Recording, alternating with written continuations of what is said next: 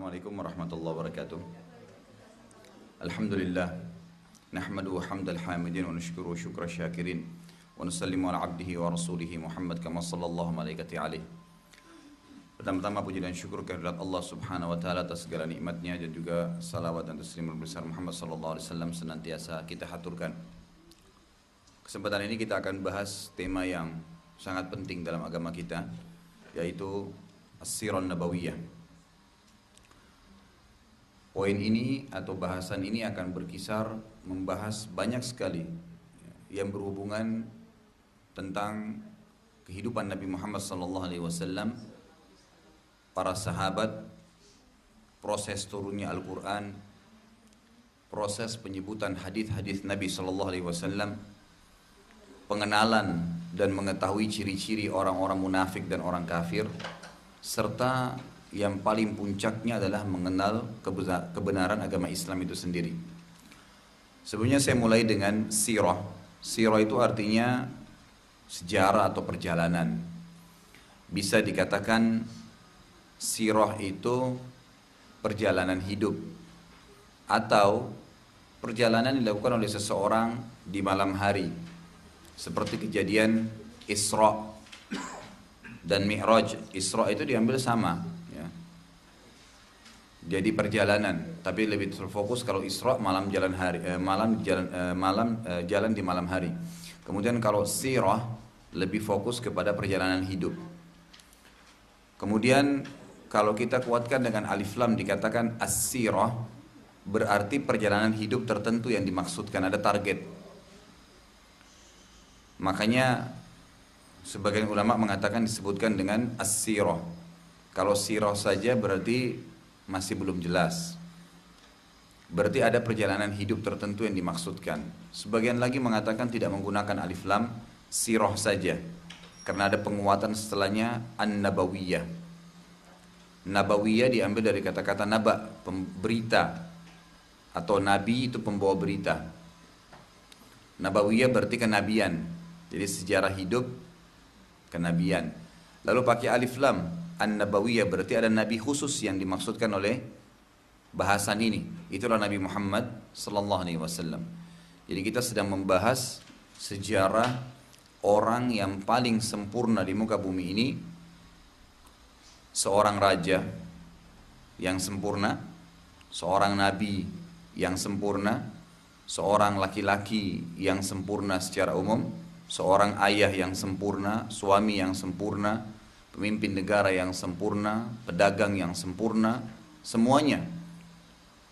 Sampai ulama mengatakan tidak ada kekurangan dari sisi kehidupan Nabi Muhammad SAW, karena hampir semuanya beliau kerjakan dengan sempurna. Pada saat beliau menjadi pedagang, beliau menjadi pedagang yang baik, jujur, amanah, profesional, punya keuntungan yang banyak, tidak menzalimi orang lain. Pada saat beliau menjadi pemimpin negara, beliau menjadi pemimpin yang baik, raja yang adil. Beliau menjadi nabi, beliau nabi penutup, nabi yang diutus untuk seluruh alam semesta, bukan hanya sekedar nabi untuk kaumnya sebagaimana nabi-nabi sebelum Nabi Muhammad sallallahu alaihi wasallam. Kalau semua nabi-nabi sebelum beliau diutus khusus untuk kaumnya, makanya beliau mengatakan seluruh nabi-nabi sebelumku diutus khusus untuk kaumnya, dan aku diutus untuk seluruh manusia. Jadi memang berbeda. Beliau lebih sempurna daripada nabi-nabi yang lain. Pada saat beliau menjadi seorang suami, beliau juga sempurna. Sebagaimana akan kita jelaskan, karena salah satu poin-poin yang sangat penting dipelajari dari sirah adalah mengenal pribadi Nabi Muhammad SAW. Kemudian beliau pada saat menjadi ayah, juga menjadi ayah yang tauladan, sempurna. Jadi hampir semuanya sisi kehidupan yang dibutuhkan dan itu dilalui oleh manusia di muka bumi dilalui oleh Nabi Muhammad SAW dengan sempurna. Dan ada hikmah yang paling besar. Kenapa diutusnya Nabi Muhammad SAW atau nabi-nabi sebelum beliau juga termasuk ya, dari kalangan manusia. Kenapa bukan malaikat yang Allah turunkan dari langit sehingga bisa menjadi rasul? Ini Allah jelaskan dalam Al-Quran. Kalau seandainya di muka bumi ada malaikat-malaikat yang berjalan, maka kami akan utus juga rasul untuk mereka para malaikat. Tapi diutusnya manusia dari kalangan kita, tapi memang sempurna, gunanya untuk bisa dicontohi. Jadi Nabi Muhammad SAW seperti kita. Beliau juga lahir dari rahim seorang ibu, melalui masa anak-anak, beliau remaja, beliau menikah, kemudian beliau menjadi ayah, beliau tua, lalu beliau meninggal. Beliau juga sakit, beliau juga sedih, beliau juga senang. Jadi itu kita pelajari semua.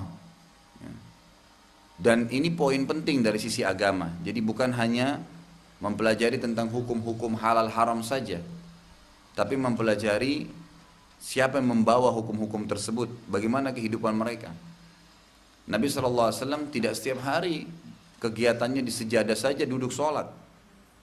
Tapi ada kegiatan seperti kita. Beliau makan, beliau minum, beliau tidur, beliau capek, beliau marah, beliau sedih, beliau senang, gitu kan. Beliau juga menikah, beliau punya anak, beliau punya masalah-masalah yang sedang dihadapin. Dan semua itu gunanya untuk kita pelajari, supaya kita jadikan beliau sebagai suri tauladan. Itu manfaat utama kenapa diutusnya dari kalangan manusia. Baik, dalam pembukaan pelajaran Sirah Nabawiyah ini, kita akan masuk di pertemuan pertama tentang masalah manfaat mempelajari sirah. Apa sih gunanya Bapak Ibu hadir di kelas sirah ini, kemudian belajar? Paling sedikit ada 6 poin yang bisa kita simpulkan. Yang pertama, dan ini yang paling induk daripada manfaat mempelajari sirah adalah ma'rifatun Nabi sallallahu alaihi wasallam. Mengenal lebih dalam siapa itu Nabi Muhammad sallallahu alaihi wasallam. Dari sisi apa? Dari sisi khalqiyah, ciptaan fisik beliau. Bagaimana sih fisik Nabi Muhammad sallallahu alaihi wasallam? Warna kulitnya, rambutnya, ya, bentuk tubuhnya, semua dipelajari dalam sirah. Gunanya, salah satu gunanya adalah agar kita mengenal beliau walaupun tidak sempat melihat atau hadir bersama beliau. Juga dari sisi lain, Nabi SAW bersabda, siapa yang melihatku dalam mimpinya maka berarti dia melihatku dan syaitan tidak akan menjelma menyerupaiku. Berarti memang mengenal fisik Nabi SAW perlu dalam Islam. Dan itu diketahui dari sirah. Kemudian dari sisi khuluqiyah, sisi akhlaknya beliau, perilaku sehari-hari dengan istrinya, dengan anaknya, dengan tetangganya, dengan sesama kaum muslimin, sahabat yang datang mengeluh pada saat punya masalah, bagaimana beliau pecahkan, kemudian menghadapi orang-orang kafir, dalam berdagang, bertetangga, berpolitik, ya, sampai berperang di medan perang, semua itu dijelaskan dalam sirah. Bagaimana kehidupan beliau? Kemudian juga dari sisi syakhsiyah, kepribadian Nabi Muhammad SAW, bagaimana pribadi beliau, sehingga dicontohi oleh semua ayah, semua anak, semua ya, suami, semua pemimpin. Kemudian siapa yang mendampingi beliau dari istri-istrinya juga menjadi suri tauladan bagi semua wanita muslimah. Bagaimana mereka menjadi istri, bagaimana mereka menjadi pendamping, bagaimana mereka menjadi ibu, dan seterusnya. Kemudian juga dari sisi hayat az-zawjiyah, kehidupan beliau berumah tangga, bagaimana beliau membangun tatanan rumah tangga, bagaimana beliau berlaku adil, bagaimana beliau menaungi dan mendidik istrinya, anak-anaknya, semua juga menjadi suri tauladan, dan itu dipelajari dari sirah. Karena kalau kita belajar hadis, kita akan temukan hadis itu lebih banyak berbicara masalah hukum, kan gitu. Artinya banyak orang pelajari hadis, hadis semua membahas, termasuk sirah yang diambil daripada materi tentu silsilah hadis ya. Jadi sanad-sanad hadis yang digabungkan. Tapi sirahnya lebih banyak bicara tentang bagaimana kehidupan sehari-hari sih. Kehidupan sehari-hari ini yang perlu. Apakah Nabi SAW tadi saya bilang contohnya 24 jam di sejadah? Enggak. Beliau bergerak, beliau makan, beliau tidur, beliau marah, beliau senang, gitu kan. Semua itu ada dalam kehidupan beliau. Berarti normal-normal saja kalau kita lalui. Tapi kita butuh menjadikan beliau sebagai suri tauladan. Bagaimana pada saat marah, bagaimana pada saat senang. Ya. Itu semua dipelajari. Bukankah Nabi Muhammad SAW itu pada saat senang beliau sujud syukur? Misalnya sebagaimana disebutkan dalam hadis sahih, Nabi SAW setiap menerima berita gembira beliau langsung sujud syukur. Kemudian pada saat beliau menghadapi musibah seperti apa? Beliau menghadapi masalah-masalah dalam rumah tangganya, gitu kan? Bagaimana beliau mengontrol atau menyelesaikan permasalahan dengan sangat baik. Tidak dengan emosional, tapi dengan kedewasaan dan kebijaksanaan. Waktu Aisyah cemburu dengan Sofia, ya karena memberikan kurma pada saat waktunya untuk Aisyah, maka Aisyah sempat menepis piring yang dikasih hadiah oleh Sofia karena dikasih kurma. Merasa Aisyah mengatakan kenapa harus ya waktu saya diganggu, bahasanya Aisyah begitu. Lalu dia memukul piring tersebut sehingga berantakan kurmanya. Bagaimana cara Nabi SAW sebagai suami memecahkan kasus ini? Beliau tidak marah dengan Aisyah. Beliau diam saja lalu beliau berkata kepada pembantunya Sofia yang membawa kurma itu mengatakan, pungutlah kurma-kurma ini karena ibumu sedang cemburu. Begitu saja selesai. Jadi nggak butuh dibalas dengan marah ataupun dengan emosional. Setelah itu Aisyah malu sendiri tidak jadi marah gitu. Gitu kan? Contohnya Nabi SAW bagaimana mendidik dalam rumah tangganya. Nanti akan kita lebih banyak memberikan contoh-contoh masalah ini. Kemudian masalah ijtimaiyah, kehidupan sosial. Bagaimana beliau hidup bersosialisasi dengan masyarakat. Ya. Bagaimana beliau selesai sholat bertanya siapa di antara sahabat yang tidak hadir. Kalau ada yang sakit dijenguk. Ada yang meninggal takziah, hadiri jenazahnya, gitu kan? Ada yang lagi bepergian ditanya kapan pulang. Siapa yang naungi keluarganya? Gitu kan? Nabi SAW peduli secara sosial. Nggak ada masyarakat Madinah yang tidak Nabi SAW tahu keadaannya. Semua diketahui sebagai seorang pemimpin yang luar biasa gitu. Kemudian secara iktisadiyah, ekonomi. Bagaimana beliau mengatur ekonominya. Pengeluaran, masuknya dana di rumah tangga beliau untuk negara. Kan gitu. Bagaimana beliau membagi zakat. Bagaimana beliau membagi sedekah. Bagaimana beliau mengatur dan membagi ghanimah, harta rampasan perang, gitu kan? Itu semua teratur rapi dalam kehidupan beliau sallallahu alaihi wasallam dan ini kita akan dapatkan nanti di sirah, gitu kan? Kemudian juga dari sisi sia-sia atau siasa, sia-sia artinya sia-sia ini siasa politik. Bagaimana beliau membangun sebuah negara Islam di Madinah, gitu kan? Bagaimana beliau memimpin, mengatur masalah-masalah yang sedang dihadapi di masyarakat. Bagaimana beliau mempertahankan Madinah menjadi basis pusat ya, negara Islam. Dan terus beliau ekspansi, melebarkan sayap Islam ini kemana-mana. Termasuk kota-kota terdekat seperti kota Mekah dan beberapa kota-kota yang lain. Dan tujuan semua itu adalah bagaimana kita bisa mengambil pelajaran dan mencontohi beliau. Itu tujuannya. Jadi kita harus tahu juga Allah ingin kita sadar bahwasanya sebagaimana kita manusia punya kekurangan, nah Nabi yang saya utus untuk kalian contoh ini juga sama dengan kalian. Tinggal diciplak saja. Dan ini sesuai dengan firman Allah Subhanahu wa taala, a'udzubillahi minasyaitonirrajim, laqad kana lakum fi rasulillahi uswatun hasanah liman kana yarjullaha wal yawmal akhir wa dzakarallaha katsira. Sesungguhnya pada diri Rasulullah Muhammad SAW ada suri tauladan buat kalian. Semuanya dari bangun tidur sampai tidur lagi, ikutin saja. Ciplak saja. Cara makannya, cara berpakaian, cara bergaul, cara berpolitik, cara berekonomi, semua ikutin. Apapun yang kita ingin lakukan, maka tanya bagaimana Nabi Muhammad SAW lakukan. Karena beliau lakukan semuanya. Aktivitas dalam rumah, aktivitas di luar rumah, semua itu kita contohi.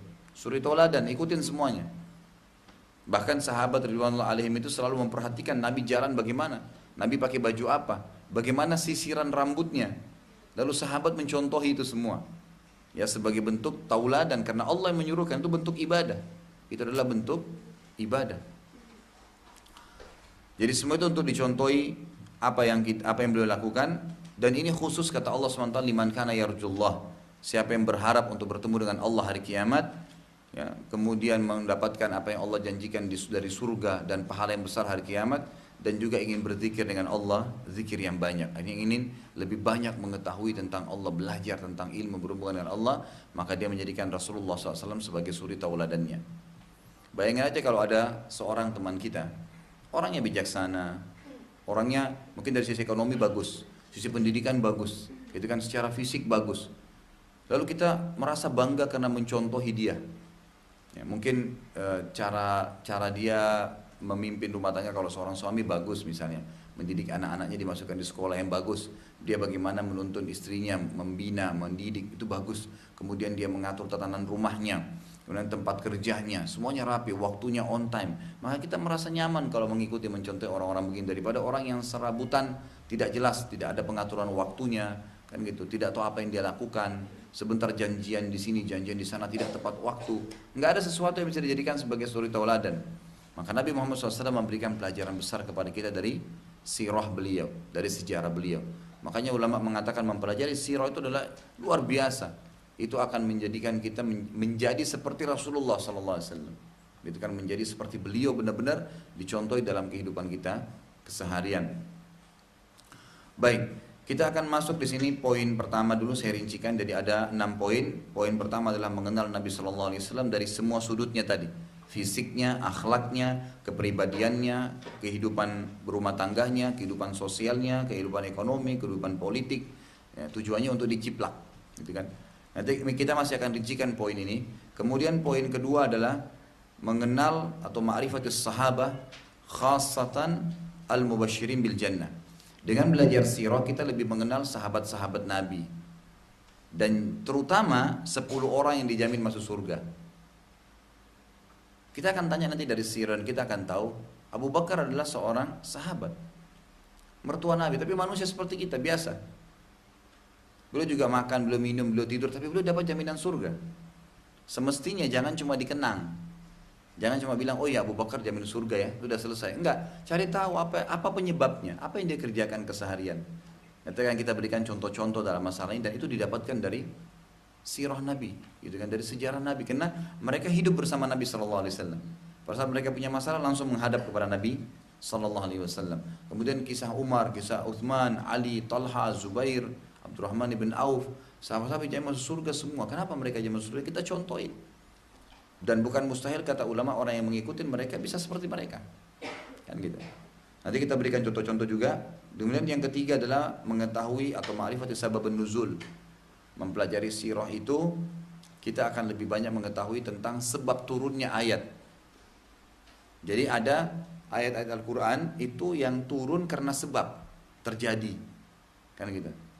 Misal ada sahabat lagi masalah dalam rumah tangganya, lalu bertanya kepada Nabi SAW, Nabi SAW mendapatkan wahyu dari langit, turunlah ayat perceraian, ribut dalam rumah tangga, atau masalah anak, hak asuh anak atau anaknya diasuh, kemudian kehidupan rumah tangga yang ideal. Jadi dijelaskan, turun, ada kasus terjadi peperangan misalnya, maka Allah SWT turunkan firman-Nya, dan sebabnya kenapa peperangan yang terjadi antara Nabi SAW dengan orang-orang kafir. Maka berarti kita akan lebih faham pada saat baca ayat saja dengan terjemahannya. Ada ayat yang bisa langsung difahami, ada ayat yang tidak bisa, memang harus mengetahui sebab nuzulnya, sebab turunnya. Jadi sebab turun itu akan menjelaskan kepada kita apa maksud tujuan daripada ayat itu. Nanti akan kita berikan contoh juga masalah ini. Kemudian yang keempat adalah sababul wurud, ma'rifatu sababul wurudul hadis. Sebab kita mengetahui, ya, atau kita mengetahui dari sirah sebab disebutkannya hadis. Sababul wurud namanya.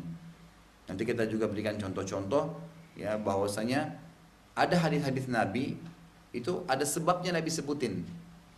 Nah sebabnya ini kalau kita tahu, kita akan hubungkan dengan kehidupan kita, realita kehidupan kita sehari-hari. Maka kita lebih paham apa yang dimaksudkan oleh Nabi SAW dan hukum itu. Kemudian yang kelima adalah ma'rifatul munafiqin wal kuffar. Ini saya gabungkan aja, mengetahui ciri-ciri, gitu kan, dan sifat-sifat karakter orang-orang munafik dan orang-orang kafir. Jadi kita nggak boleh sembarangan memunafikkan orang, gitu kan, atau mengkafirkan orang. Tetapi kita melihat bagaimana Nabi SAW menyebutkan atau mencap seorang itu munafik atau seorang itu kafir. Sehingga apa yang sering terjadi sekarang, banyak kelompok-kelompok yang mengaku dirinya Islam tapi sembarang saja mengkafirkan orang, ini keliru. Ya, tidak mencontohi Nabi Sallallahu Alaihi Wasallam. Kemudian yang keenam adalah ma'rifatu dinil haqqil Islam wal izzatu bihi. Kita mengenal agama Islam ini dari sirah. Karena sirah itu menyebutkan sejarah dari sebelum Nabi Muhammad SAW lahir sampai Nabi mati. Berarti kan proses Islam diperkenalkan di situ semua. Nanti kita akan tahu tuh prosesi turun-turunnya hukum, gitu kan. Ada ayat-ayat atau surah-surah yang turun di Mekah namanya Makkiyah, ada yang turun di Madinah namanya Madaniyah. Apa isi-isinya? Nah, nanti kita akan lebih tahu dan akhirnya kita sampai pada titik karena kita ikutin dari awal Islam itu diturunkan atau diajarkan sampai Nabi SAW meninggal dan sempurna. Berarti kita akan lebih faham nanti tentang kebenaran Islam dan kita lebih bangga dengan itu nanti. Kita akan lebih kokoh bisa berpegang pada agama ini karena mempelajari sirah tadi. Ini 6 poinnya, maka kita akan rincikan satu persatu. Poin pertama adalah mengetahui Nabi SAW, mengenal Nabi SAW dari sisi khalqiyah. Mungkin di awal kelas hadis dulu sudah pernah kita jelaskan, tapi saya ulangi sepintas. Nabi SAW adalah orangnya sangat putih, saking putihnya sampai pipi beliau kemerah-merahan. Dan beliau memiliki alis yang tebal serta seperti busur panah. Beliau memiliki kelopak mata yang besar, ya, bola mata yang besar. Kemudian dipenuhi dengan bulu mata yang lebat dan beliau memiliki bola mata yang warna putih, yang putih bersih dan hitamnya hitam pekat. Sampai para sahabat berkata, kalau kami ingin bercermin di mata Rasulullah SAW, kami bisa bercermin, gitu kan, karena jernihnya. Beliau memiliki hidung yang mancung dan lancip, gitu kan. Jadi hidungnya itu bukan mancung saja, ada orang mancung melebar, tapi ini enggak, mancung dan lancip, gitu kan. Jadi hidung yang sangat sempurna. Kemudian beliau memiliki bibir, pipi dan dahi yang sepadan dengan wajah beliau. Karena wajah beliau disebutkan dalam hadis ini juga tidak bulat, tidak oval. Lalu beliau memiliki rambut yang lebat berwarna hitam, kadang-kadang beliau biarkan sampai di kuping atau di pundak beliau alaihissalatu wassalam. Beliau juga memiliki anggota tubuh yang banyak dipenuhi oleh bulu, dari janggut beliau terjaga atau terpelihara sampai ke dada beliau yang lebat, lengan dan kaki yang dipenuhi dengan bulu yang lebat. Kemudian Nabi SAW juga memiliki fisik yang sangat kekar, pundak yang lebar, dada yang bidang dan perut yang terus seperti batu yang keras. Nah, beliau secara fisik sangat sempurna. Dan memang beliau seperti umumnya para nabi diberikan kekuatan 10 orang laki-laki. Semua nabi itu diberikan kekuatan 10 orang laki-laki normal. Semua nabi, dari Nabi Adam AS sampai Nabi Muhammad AS. Jadi semua diberikan. Makanya kisah Nabi Musa pada saat memindahkan batu yang ditutupi di sumur di wilayahnya Syuaib yang itu alaihissalam, maka batu itu diangkat dengan 10 orang baru bisa, dan setiap pagi mereka angkat 10 orang itu lalu ditutup lagi pada saat terbenam matahari karena tidak ingin orang lain dari keluar negeri Madian mengambil air sumur itu, dikhawatirkan kering. Maka waktu Nabi Musa AS lari dari Mesir dikejar oleh Fir'aun sampai ke negeri Madian, beliau menemukan 2 orang wanita yang sedang berdiri dekat sumur tapi sudah ditutup batunya. Kan? Harus tunggu besok pagi, tapi mereka butuh air. Pada saat Nabi Musa bertanya kepada mereka, ma khatbukuma, apa urusan kalian? Maka mereka mengatakan, la nasqi hatta yusdir riya. Kami nggak bisa mengambil air kecuali harus dipindahkan nih batunya.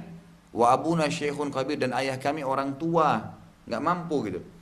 Maka yang terjadi adalah prosesi Nabi Musa AS memindahkan batu itu sendirian, yang harus diangkat dengan 10 orang, gitu kan? Baru memberikan air kepada mereka. Kemudian mereka pun pulang dan kisah Nabi Musa berjalan sendiri nantinya, atau nanti ada bahasan sendiri. Baik, Nabi Muhammad SAW juga begitu. Beliau orang yang memiliki fisik yang sangat sempurna. Dari sisi akhlaknya juga begitu. Beliau diikuti sempurna fisik ini alaihissalam, diikuti dengan sempurnanya akhlak, karakter yang luar biasa gitu. Beliau selalu berlemah lembut, beliau selalu santun, beliau bijaksana, beliau tegas tapi tidak keras. Masalah haram gitu kan, tapi tidak keras. Beliau tegaskan ini tidak boleh, ini boleh. Tapi semua diikuti dengan ketegasan dan diikuti dengan kebijaksanaan. Jadi sempurna sekali gitu. Orang kalau mengikuti sejarah beliau alaihissalam, maka kita akan temukan figur orang yang pantas. Kalau ada orang begitu sekarang, ya itu maka luar biasa. Ya, mencontohi beliau sallallahu alaihi wasallam. Baik, di antara pelajaran yang paling besar dari sisi akhlak adalah dimulai dari rumah tangga beliau. Bagaimana Aisyah ditanya oleh para sahabat bagaimana akhlak Nabi sallallahu alaihi wasallam. Karena orang yang paling kenal figur seorang laki-laki adalah istrinya. Mungkin dia di luar rumah menjaga wibawanya, tapi dalam rumah dia amburadul gitu kan. Mungkin dia malah kasar, malah dia keras, malah dia tidak mendidik, tapi di luar dia menjaga wibawa. Nah, kesuksesan dalam Islam bagi seorang laki-laki memimpin adalah pada saat dia berhasil memimpin rumah tangganya. Ya, maka otomatis dari ruang lingkup kecil ini dia akan pindah ke pemimpinan yang besar di luar sana, gitu kan. Jadi itu tolok ukurnya dalam Islam. Maka ditanya Aisyah, disuruh jujur oleh para sahabat, diminta jujur. Wahai Aisyah, kaifa kana khuluqun Nabi sallallahu alaihi wasallam. Jujurlah kepada kami bagaimana akhlak Nabi sallallahu alaihi wasallam. Bagaimana beliau bermuamalah dengan kalian? Maka jawaban Aisyah ringkas radhiyallahu anha, kana khuluquhul Quran. Akhlaknya Nabi Muhammad SAW itu adalah seperti Al-Quran. Saya nggak bisa jawab gitu. Bahasa sederhana Aisyah, saya nggak bisa jawab. Sebagaimana kalian lihat Al-Quran sempurna, begitulah Nabi SAW. Sempurna sekali. Beliau selalu memecahkan permasalahan dengan baik, dengan santun. Jadi akhlaknya baik sekali. Dari sisi yang lain juga akhlaknya beliau sangat terkenal dengan ya, kejujuran, amanah. Kita sudah tahu bagaimana ada julukan Al-Amin, itu kan diberikan di Mekah. Dan itu sebabnya nanti akan kita pelajari dalam sirah kita juga bagaimana beliau pernah dititipkan barang yang dibeli oleh seseorang yang berasal dari keluar kota Mekah. Kemudian orang itu tawaf. Selesai tawaf pun dia lupa kalau dia pernah beli barang dari seseorang bernama Muhammad di pasar Ukaz di Mekah. Gitu kan? Dia 3 hari kemudian baru dia ingat. Dia datang, dia buru-buru datang ingin ke pasar, takut barangnya hilang. Dia temukan Nabi SAW tetap dalam kondisi yang sama 3 hari yang lalu. Nggak bergerak, nggak meninggalkan barang dia. Jadi menjaga sebagai amanah. Setelah itu tersebarlah berita di satu Mekah, bahkan seluruh jazirah Arab, Muhammad adalah Al-Amin. Dan nanti akan kita lihat bagaimana dalam sirah kita pelajari orang-orang Quraisy pun orang kafir, termasuk Abu Jahal, Abu Lahab yang benci dengan beliau sallallahu alaihi wasallam mengakui kejujuran Nabi Muhammad SAW. Dan ini luar biasa. Dalam sebuah hadis sahih dikatakan Nabi SAW tidak pernah bohong sekalipun dalam hidupnya. Tidak pernah sekalipun tidak pernah bohong walaupun bercanda. Tidak pernah beliau bohong satu kali pun dalam hidupnya. Beliau tidak pernah sama sekali melakukan hal tersebut. Ini satu hal yang susah gitu ya. Tapi bisa terjadi kalau orang mau. Bisa terjadi kalau orang mau. Minimal kalau pernah dilakukan bertaubat lalu memperbaiki dari sekarang ke depan. Kan gitu. Tapi kita punya tauladan yang kita lihat bagaimana Nabi SAW telah mencontohkan bisa terjadi itu. Kemudian beliau sangat ramah, santun, menyapa siapa saja. Memberikan salam pada anak kecil, orang besar, yang dikenal atau tidak dikenal. Kalau beliau berpapasan, beliau memulai memberikan salam, gitu kan? Beliau memberikan salam. Dan yang paling luar biasa adalah contoh juga atau pemaparan dan pengakuan pembantu beliau, Sallallahu Alaihi Wasallam, yang bernama Anas bin Malik. Jadi kalau bapak ibu nanti lihat dalam riwayat hadis ada tertulis dari Anas ibn Malik. Ini pembantu Nabi. Anas bin Malik ini berkata, saya menjadi pembantu di rumah Nabi SAW selama 10 tahun, dari umur 9 tahun sampai 19 tahun. Belum pernah sekalipun, ini pengakuan pembantunya, belum pernah sekalipun gitu kan, saya temukan Nabi SAW berteriak-teriak atau menghardik baik istrinya ataupun pembantunya. Jadi nggak pernah. Kita bisa temukan bagaimana itu. Kadang-kadang mungkin kita masih dalam kondisi ya emosional atau lagi tidak nyaman, kemudian pembantunya juga buat masalah, mungkin kita marah-marah. Kan gitu. Tapi ini tidak dilakukan oleh Nabi Sallallahu Alaihi Wasallam. Dan ini yang membuat sampai disebutkan dalam banyak riwayat Anas bin Malik, kemudian Zaid bin Haritha, ada beberapa pembantu-pembantu Nabi yang laki-laki ini, itu mereka sampai tidak mau tinggalkan Nabi karena merasa betah sekali dengan Nabi SAW. Zaid bin Harith itu disuruh pilih antara ayahnya atau Nabi, dia pilih Nabi SAW. Padahal ayah kandungnya sendiri. Dan waktu itu dia masih anak-anak, gitu kan, dia masih memilih Nabi SAW. Dan beliau berkata juga dalam hadis Bukhari yang sama, atau sama-sama riwayat Bukhari yang tadi sebelumnya saya sebutkan juga, yang saya kerja selama 10 tahun di rumah Nabi. Ini juga sama hadisnya. Anas bin Malik berkata, satu hari pernah saya diutus oleh Nabi SAW membeli hajat beliau, kemudian saya lupa. Lalu saya bermain-main di halaman masjid bersama dengan anak-anak yang sebaya dengan saya, ternyata ya saya lupa, jadi saya bermain. Lalu saya dengar suara dari belakang mengatakan, wahai Unais. Jadi orang Arab kalau mau panggil panggilan saya yang diperkecil nama seseorang. Anas jadi Unais.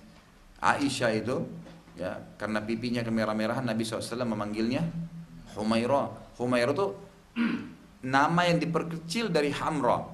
Hamra ini artinya warna merah. Maksudnya Nabi SAW cukup memanggil Hamra, tapi beliau balik dan mengecilkan lagi mengatakan hai Humairah, gitu kan, panggilan sayang seperti itu. Nabi SAW waktu melihat Anas ya keluar cari Anas nggak balik-balik, dia lihat Anas lagi bermain, lalu Nabi SAW berkata dari belakangnya Anas, wahai Unais, dipanggil panggilan sayang pembantunya, tidakkah kau selesaikan hajat saya dulu baru kau bermain? Ini semua yang membuat akhirnya pembantunya pada betah, gitu kan, pembantunya pada betah dengan Nabi SAW karena beliau meluruskan kesalahan yang memang notabene adalah pembantu itu juga manusia biasa seperti kita. Kalau bukan karena keadaan dia tidak akan jadi pembantu, gitu kan. Kalau keadaan seperti kita ekonomi tidak mungkin. Maka beliau menunjukkan kepada kita bagaimana bermuamalah. Beliau juga menyebutkan dalam hadis yang sahih, seseorang di antara kalian semestinya bermuamalah dengan pembantunya sebagaimana dia bermuamalah dengan keluarganya, memberikan mereka makan, memberikan mereka pakaian, ya, dan itu karena Allah Subhanahu wa taala. Jadi di antara contoh Nabi sallallahu alaihi wasallam. Beliau juga dari sisi akhlaknya, ya, sangat luar biasa dalam mengontrol emosinya. Ya. Dikatakan dalam hadis Bukhari, kata Aisyah radhiyallahu anha, Nabi SAW tidak pernah marah kecuali kalau hukum Allah dilanggar. Itu saja yang baru wajah beliau berubah. Kalau yang lainnya beliau masih dengan tenang menghadapinya. Dan ternyata ketenangan dalam menghadapi masalah ini mempermudah untuk, ya, memecahkan permasalahan tersebut. Kan gitu.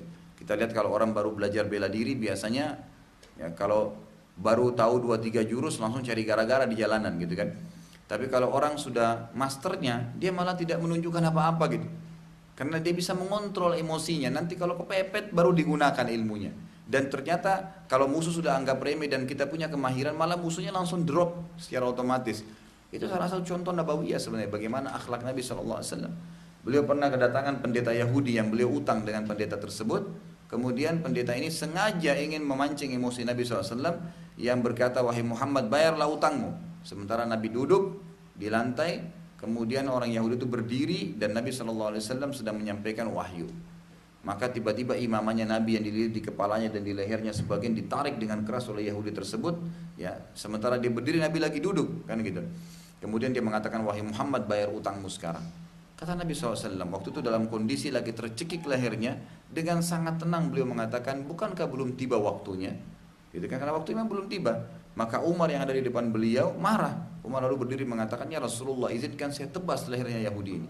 Ini orangnya sudah kelebihan, melakukan satu perbuatan yang berlebihan, gitu kan. Nabi berikan isyarat agar duduk dengan tenang. Lalu Nabi bilang, baiklah.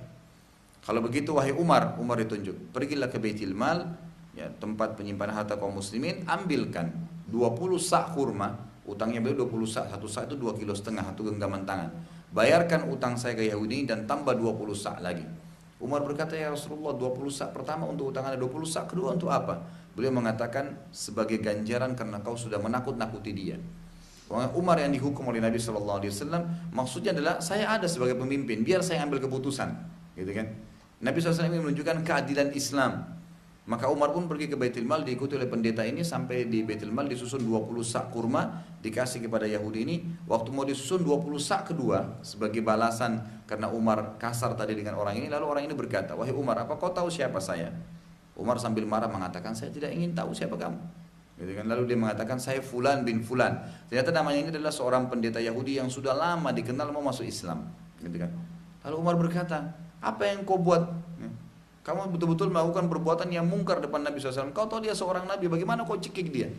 Kata pendeta Yahudi ini apa? Wahai Umar, apa kau kira saya ini orang gila? Saya datang ke masjid kalian, saya cekik Nabi dan Raja kalian di depan kalian. Gitu kan? Nah, itu tidak ada maksud, ada maksudnya, ada tujuan. Dan saya bukan orang gila, saya normal. Ada alasan saya lakukan. Kata Umar, apa alasan kamu? Dia bilang, saya temukan dalam diri Muhammad semua ciri kenabian yang disebutkan dalam Taurat. Semuanya benar. Ciri fisiknya, jalur keturunannya, dia hijrah ke Madinah, semua sudah nggak ada lagi. Tinggal satu yang belum saya buktikan. Apa itu? Dia bilang, ghalaba hilmuhu ghadabu. Emosinya terkalahkan dengan kebijaksanaannya. Jadi tadi itu saya sengaja tuh, tadi sebelum waktu cekik lehernya, sengaja saya lakukan di depan kalian. Saya sudah siap mati sebenarnya, gitu kan. Tapi karena saya ingin buktikan satu saja, betul nggak ini Nabi? Ternyata setelah saya buktikan memang betul-betul wahai Umar, seperti yang disebutkan dalam Taurat, dan asyhadu an la ilaha illallah wa anna Muhammad Rasulullah. Orang itu masuk Islam gara-gara akhlak Nabi SAW. Beginilah yang membuat orang-orang akhirnya, ya, yang mencontohi beliau mendapat pelajaran besar, kan gitu. Tidak memecahkan masalah dengan emosional. Ini sering saya tarik bahkan dalam masalah rumah tangga, gitu kan. Bagaimana orang banyak dengan emosional, ibu-ibu saja kepada anaknya salah sedikit sudah dicubitin sampai merah-merah, gitu kan. Padahal sebenarnya itu tidak mendidik sama sekali, gitu kan, tidak mendidik sama sekali. Bagaimana Nabi SAW menghadapi masalah, dipecahkan, diberikan tuntunan yang benar dengan tidak emosi, gitu kan. Jadi ini juga pernah ada sahabat datang mengatakan, ya Rasulullah, wasiatkan saya. Kata Nabi, jangan kamu marah. Apalagi ya Rasulullah, jangan kamu marah. Apalagi ya Rasulullah, jangan kamu marah. Karena marah tidak akan memecahkan permasalahan. Di antara akhlak Nabi Sallallahu Alaihi Wasallam, gitu kan. Juga tadi ada tertinggal dari sisi fisik beliau. Kadang-kadang secara fisikal juga beliau ada hal-hal yang boleh dicontohi, diikuti, tapi bukan masuk dalam syariat. Seperti misalnya cara jalan beliau sallallahu alaihi wasallam. Dan disebutkan dalam riwayat beliau kalau jalan itu seperti orang turun dari bukit, jadi cepat, nggak pernah lambat-lambat gitu. Nah ini bukan bagian dari syariat, tapi yang mencontohi karena ingin mengikuti Nabi SAW dapat pahala, kata para ulama gitu kan. Kemudian itu ciri, dan ini tidak pernah ada penyebutan Nabi mengatakan contohilah cara jalan saya misalnya, kan gitu. Kemudian juga diantara ciri khasnya beliau kalau jalan beliau biasa karena apalagi kalau musim dingin ya, kalau musim dingin di kota Madinah itu biasanya ada angin kencang. Maka beliau kalau jalan menggunakan tongkat atau pedang, gitu kan. Jadi beliau kadang-kadang menancapkan di tanah, di waktu itu masih padang pasir ya, tidak ada kayak kita sekarang aspal segala gitu. Itu masih sulit. Jadi beliau menahan untuk bisa jalan. Ini di waktu-waktu angin kencang saja, gitu kan. Ini diantara yang bukan bagian dari syariat, bukan bagian dari syariat. Ada orang kadang-kadang juga melakukannya gitu. Juga ciri Nabi SAW adalah yang tidak masuk dalam syariat adalah memilih bentuk baju dan warna tertentu untuk baju itu. Seperti misalnya beliau pernah menggunakan baju jubah berwarna merah yang ada garis-garis hitamnya, gitu kan. Nah, apakah semua umat Islam memakai semua jubah merah laki-lakinya? Enggak. Kalau ada orang melakukan karena sunnah, karena Nabi SAW pernah menggunakannya dapat pahala. Beliau juga menggunakan imamah di kepalanya, gitu kan. Kain yang dililitkan, yang diputarkan kemudian dijatuhkan sebagian di lehernya, gitu kan. Apakah ini memang semua umat Islam juga melakukannya? Jawabannya tidak, karena tidak ada perintah khusus dari Nabi untuk pakai imamah, gitu kan. Untuk pakai imamah, tapi pada saat itu menjadi pakaian orang Arab. Jadi pakaian Nabi SAW dan pakaian orang-orang kafir Quraisy juga menggunakan imamah.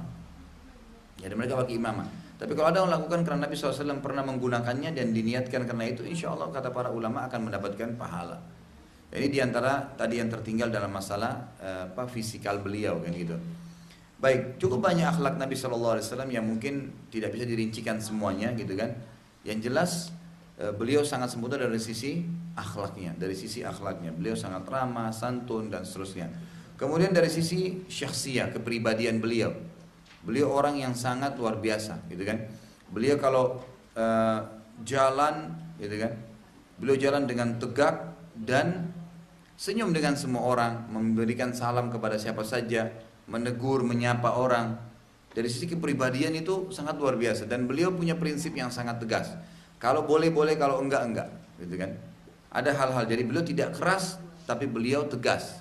Seperti contohnya waktu beliau pulang atau satu kali beliau datang dari safar, kata Aisyah, suatu hari pernah Nabi SAW datang dari safar, kemudian masuk ke rumahku sementara aku menggunakan pakaian dan gorden. Jadi ada baju beliau, mungkin kalau sekarang kayak baju rumah ya, itu yang ada gambarnya, gitu kan? Bajunya ada gambar makhluk hewan, kemudian gordennya juga begitu, yang saya baru dapatkan dari negeri Syam. Maka saya melihat raut wajah Nabi SAW berubah, tiba-tiba berubah dan mengatakan kepada saya, wahai Aisyah, sesungguhnya orang yang paling berat siksaannya hari kiamat adalah orang yang menciptakan atau membuat seperti makhluknya Allah. Artinya gambar-gambar ini ya pelakunya akan mendapatkan siksaan yang pedih, termasuk kamu akan dapat. Itu bahasa langsungnya, tapi beliau tidak menyinggung seperti itu, gitu kan. Dan ini salah satu ciri khas juga Nabi SAW. Dari sisi kepribadian beliau tegas, ini nggak boleh, selesai, diturunkan. Dan beliau biasanya kalau mengingatkan orang yang salah tidak menunda, langsung pada saat itu, dan cirinya tidak menyebutkan nama. Misal beliau mengatakan ada satu kaum yang meninggalkan Jumat, gitu kan? Tidak sholat Jumat mereka. Alasannya karena masjid jauh, masjid Nabi jauh dari kota. Mereka di kota Madinah tapi jauh jalannya, kan gitu. Seperti orang-orang yang tinggal di sekitar Wadi Aqiq, itu bisa 6 kilo, 7 kilo dari Masjid Nabawi, kan gitu. Ada yang diantara mereka beralasan kami nggak bisa Jumat. Maka apa kata Nabi SAW? Beliau dari sembilan beliau mengatakan, ma balu aqwam. Kenapa ya ada sebagian kaum yang meninggalkan Jumat, gitu kan? Jadi beliau mengatakan begitu saja. Ada orang di depannya jelas berbuat salah, beliau mengatakan kenapa ya? Pernah beliau mengutus seseorang amil zakat, ngumpulin zakat.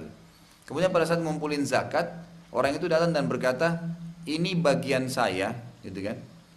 Ini zakat untuk kalian yang saya kumpulkan dan ini yang saya dikasih. Padahal sebenarnya pemungut zakat nggak boleh nerima apa-apa, gitu kan? Maksudnya begitu hukumnya.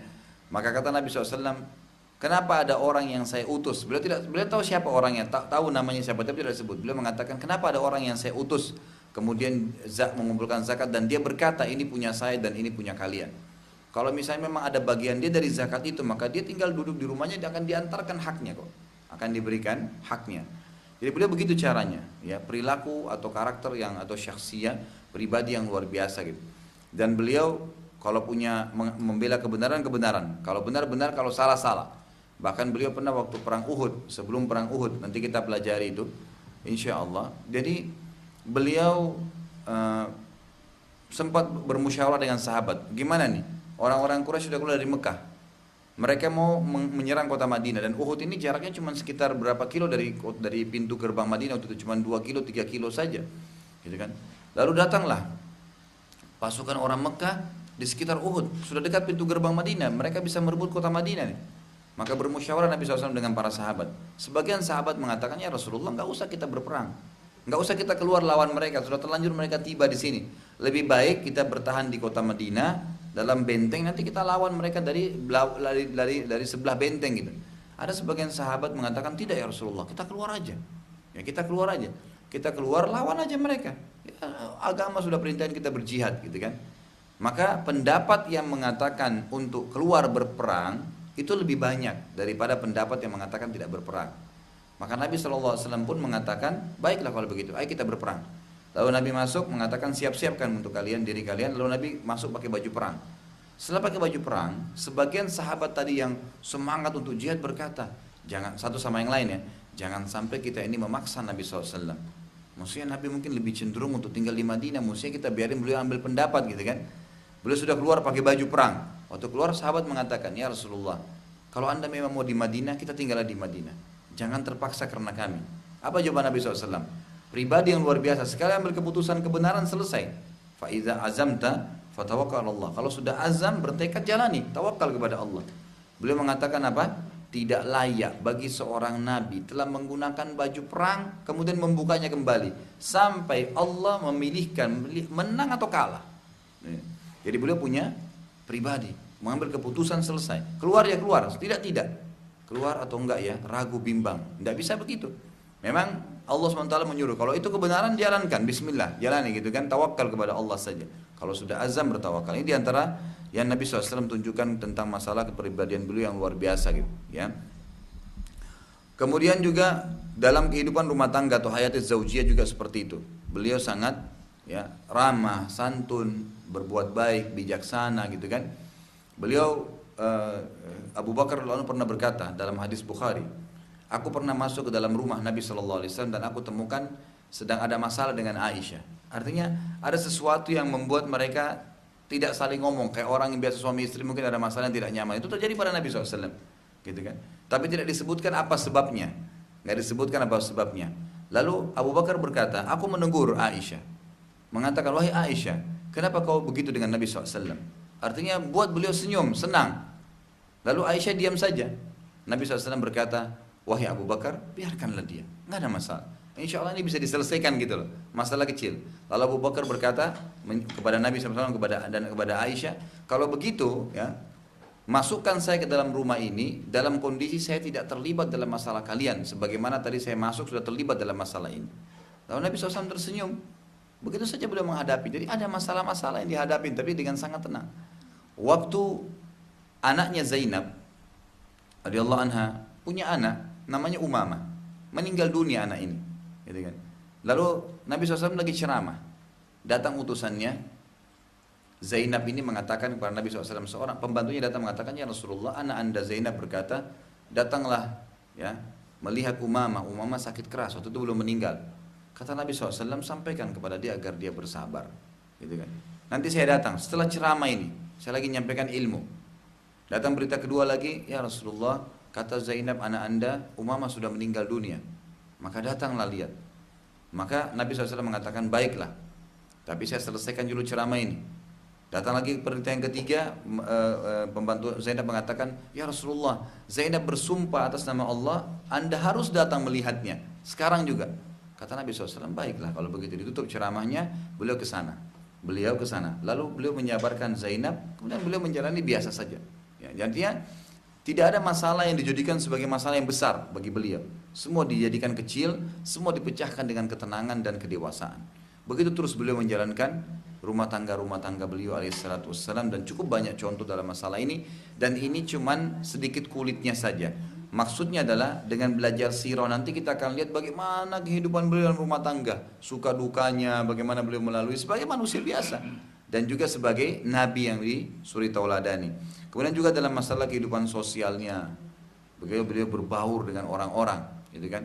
Beliau mendatangi orang-orang yang sudah tua, beliau mengunjungi orang sakit, beliau menanya kabar-kabar mereka, beliau membantu orang-orang susah, dan beliau tidak pernah perhitungan dengan siapapun. Sampai beliau pernah mendapati harta rampasan perang yang penuh di depan beliau, kemudian datang orang minta, beliau berikan, datang lagi orang minta, beliau berikan, sampai habis. Beliau nggak punya lagi gitu. Beliau nggak punya lagi sama sekali harta yang bisa dibagikan. Lalu beliau sedih, masih ada orang miskin yang minta gitu, nggak ada lagi. Dan beliau kalau memberi itu tidak pernah perhitungan, punya sekian banyak karung kurma dibagiin langsung dikasih, sekian banyak, gitu kan? Ndak sekilo 2 kilo saya tapi dikasih banyak. Maka waktu itu Umar berkata, ya Rasulullah, Allah tidak memaksakan anda untuk, Allah tidak memerintahkan untuk memaksa diri. Kalau nggak bisa ya nggak usah gitu. Lalu Nabi SAW tetap diam. Ali berkata radhiyallahu anhu, ya Rasulullah, ini ada sebagian dirham punya saya, ditaruh di depan Nabi SAW. Lalu berkata, silahkan anda sedekahkan. Lalu Nabi SAW senyum, Nabi sedekahkan apa yang Ali berikan itu. Lalu berkata Nabi SAW, beginilah saya diperintahkan. Jadi dalam kehidupan sosial, kalau kita mau bagaimana masyarakat dekat dengan kita, orang senang dengan kita, penuhi kebutuhannya. Selama kita mampu dan niatkan baik, ada pahalanya, maka itu sangat baik untuk bisa hidup bersosial. Makanya juga Nabi SAW memerintahkan, siapa yang masak, lebihkanlah kuahnya atau masakannya, berikan kepada tetangganya, berikan kepada kerabatnya. Sehingga kehidupan sosial itu ada. Jangan sampai kayak di Jakarta sebagian tempat kita nggak tahu siapa nama tetangga, gitu kan? Kemudian bahkan tidak pernah tegur-teguran, nggak pernah salam, nggak pernah datang menjenguk melihat. Maka musuh itu harus dijauhi. Nabi SAW memberikan wasiat. Beliau berkata dalam hadis Muslim, Jibril mewasiatkan kepada saya tentang tetangga sampai saya mengira tetangga itu akan mendapatkan warisan. Ya, karena diingatkan terus untuk menjaga hubungan dengan tetangga, bersosialisasi, gitu kan? Bagaimana orang bisa merasa peduli dengan tetangganya, itu ijtimaiyahnya. Kemudian dari sisi ekonominya juga begitu. Nabi SAW kita akan temukan nanti dalam sirahnya, waktu beliau masih bujang, bagaimana beliau dagang. Belum pernah ada pedagang seperti Nabi SAW. Semua pedagang-pedagang Mekah, jadi beliau itu mengembala kambing sampai umur 21 tahun. Lalu mulai meninggalkan gembalan kambing, beliau mulai berdagang dari umur 22 tahun sampai menjadi nabi, kan gitu. Menikah sama Khadijah nanti umur 25 tahun, kemudian sampai beliau 40 tahun itu masih beliau berdagang. Dan strategi beliau lakukan dalam perdagangan pada saat itu belum pernah dilakukan oleh siapapun. Pedagang-pedagang Mekah yang kaya raya itu mereka biasanya membawa duit mereka atau emas kepingan ya dari Mekah ke negeri Syam, belanja di sana. Setelah belanja dagangannya dibawa ke Mekah dijual lagi. Habis berangkat lagi ke Syam bawa uang. Begitu yang mereka lakukan. Nabi SAW tidak. Beliau tidak bawa uang dari Mekah, beliau bawa produk Mekah. Jadi apapun yang dari Mekah, misalnya ada jahitan, ada baju, apa saja dari Mekah. Karena orang Syam belum tahu, selama ini tidak tahu kalau orang Mekah ada produksinya gitu. Dibawa produksi lokal itu, jadi tidak bawa uang, dibawa ke negeri Syam dijual. Untung, lalu keuntungan dan uang modal itu dibeli lagi barang dari Syam dibawa ke Mekah. Jadi double keuntungannya. Maka dengan perilaku ini banyak sekali pedagang-pedagang yang menitipkan hartanya dengan Nabi SAW, gitu kan? Termasuk nanti akhirnya Khadijah menitipkan dan Khadijah tertarik akhirnya menikah dengan Nabi SAW. Nanti akan kita bahas dalam sirah. Begitu dalam masalah ekonomi SAW. Kemudian juga dalam masalah politik beliau mendirikan negara. Bagaimana pada saat beliau pertama datang di Madinah, hikmah yang paling besar, dan ini juga kalau kita punya instansi, sekolah, yayasan, perusahaan, maka atau mau mendirikan sebuah negara, kata ulama strategi politik Nabi ini luar biasa. Yang paling pertama beliau lakukan waktu tiba di Madinah untuk mendirikan negara Islam, membangun basis masjid. Itu paling pertama, Masjid Quba beliau bangun. Dan kemudian Masjid Nabawi. Jadi ternyata untuk memudahkan agar bisa ada nasihat, perbaikan kesalahan-kesalahan moral, pemahaman tentang hukum Allah, itu basisnya ada masjid. Ya kalau kita sekarang perusahaan ada musolahnya lah, itu kan tempat orang untuk sholat, mengabdi kepada Allah. Itu boleh contohkan. Kata ulama, pilar pertama negara Islam adalah masjidnya. Ya ada masjid, apalagi kalau ada masjid jami', ya masjid agung, kan gitu. Yang sekarang alhamdulillah di Indonesia sudah diamalkan itu ya. Hampir semua kota itu ada masjid rayanya atau masjid agungnya gitu ya. Itu satu hal yang bagus, menjadi simbol. Itu yang Nabi SAW lakukan pertama. Kemudian yang kedua, beliau mempersaudarakan antara muhajirin dan ansar. Waktu hijrah di Madinah, nanti kita pelajari itu. Jadi mempersaudarakan antara semua muslim, baik pendatang ataupun orang penduduk lokal. Antara muhajirin dan ansar itu dia mempersaudarakan semuanya. Artinya menjelaskan kepada mereka tidak ada gate dalam Islam. Dia mau kulitnya hitam, mau putih, mau tinggi, mau putih, mau apa namanya suku dari turunan Arab, dari orang Barat, dari orang Melayu, sama saja. Selama dia syahadat, hukum halal haramnya Allah berlaku pada semua, gitu kan? Sebagaimana kita kalau masuk dalam saf tidak ada perbedaan, gitu kan? Semuanya sama. Dan tidak boleh kalau dia orang miskin pun dia sudah masuk di saf pertama disuruh mundur untuk maju orang kaya, nggak bisa dalam Islam. Tidak boleh ada yang ganggu dia. Bahkan Nabi SAW menghardik dengan sangat keras, melarang, mengatakan janganlah seseorang dari kalian mendirikan, ya, membuat berdiri saudaranya muslim yang telah duduk di tempatnya kecuali dengan izinnya. Nggak boleh. Siapapun dia, gitu kan? Jadi kita dituntun untuk seperti itu, ya. Bagaimana kita merasa persaudaraan itu ada, muakhah. Mau dia turunan manapun, mau dari manapun, keadaan ekonomi, kalau dia muslim maka dia punya hak terhadap kita. Itu kan kita jawab salamnya, memberikan salam, menjawab bersinnya. Kalau dia mengatakan alhamdulillah, kita mengatakan yarhamkallah. Itu adalah haknya dia. Menjenguk dia kalau dia sakit, mengantar jenazahnya, gitu kan. Kemudian menjawab panggilannya kalau dia mengundang. Itu semua hak-hak muslim yang harus diberikan kepada siapapun, gitu kan, siapapun. Maka ini sebuah pilar yang luar biasa. Membangun dulu persaudaraan. Instansi-instansi yang ada, yayasan, sekolah-sekolah, tetangga-tetangga, semua dipersaudarakan, gitu kan. Kemudian yang ketiga adalah beliau mengatur hubungan antara muslim dengan non muslim di Madinah. Boleh buat kesepakatan, kan gitu. Jadi surat kirim kepada pimpinan Yahudi, gitu kan, kepada pimpinan-pimpinan suku Arab yang ada di Madinah yang belum masuk Islam, ya, yang nanti ada banyak jadi orang-orang munafik tentunya. Itu dikirimkan surat Nabi SAW, lalu dijelaskan, ya, apa yang harus dilakukan. Di antaranya kita harus membela kota Madinah sama-sama, gitu kan, kalau ada penyerangan, ya, kita harus menjaga sama-sama kebersihannya, kerapiannya, keutuhannya, semua kedamaiannya, semua kita jaga bersama-sama. Jadi dirangkul semuanya, walaupun mereka orang kafir, ada orang kafir, gitu kan. Dan ini menandakan kita bukan berarti kalau punya negara Islam kemudian kita keluarkan orang-orang kafir, tidak. Mereka tinggal silakan sambil didakwai, jadi tidak diganggu. Bahkan Nabi SAW mengatakan, man ada dhimmiyan kuntu lahu khasiman yaumul qiyamah. Siapa yang menyakiti dhimmi, orang kafir yang berada di bawah naungan pemerintah Islam, maka dia akan jadi musuhku pada hari kiamat. Yang mereka didakwai, dilindungi, kan gitu. Kecuali kalau mereka mencoreng kehormatan agama ini, baru dihukum oleh pemerintah setempat dan bukan oleh individu, Jadi boleh membangun komunikasi dengan semua tatanan. Muslim dipersaudarakan, kemudian mengatur hubungan antara muslim dengan orang non muslim, ya, orang non muslim.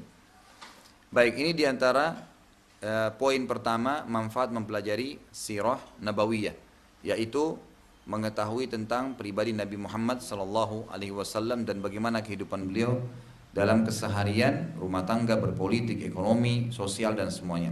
Kemudian yang kedua, mempelajari sirah kita akan mendapatkan manfaat yang sangat besar, mempelajari sejarah para sahabat. Seperti yang katakan tadi, Abu Bakar, Umar, Uthman, Ali. Di antara kisah, ya, yang menarik adalah kisah misalnya Abu Bakar radhiyallahu anhu. Abu Bakar ini, Bapak Ibu sekalian rahimakumullah, adalah orang yang secara fisik, ya, itu mungkin masih banyak umat Islam yang lain yang memiliki fisik yang lebih baik daripada Abu Bakar. Abu Bakar ini dikatakan orangnya sangat kurus, ya. Saking kurusnya kalau tertiup angin terdorong, gitu kan. Tapi beliau adalah sahabat yang nomor satu. Sampai Nabi SAW mengatakan, Allah menolak untuk menjadi pemimpin setelahku kecuali Abu Bakar, gitu kan. Ya Allah illa an yakuna Abu Bakar, gitu kan. Kemudian kata Nabi SAW dalam hadis yang lain, waktu beliau sudah mulai pulang atau sakit-sakit, beliau sudah mau meninggal, beliau menyuruh seluruh rumah yang dempet dengan masjid Nabi dibongkar kecuali rumahnya Abu Bakar.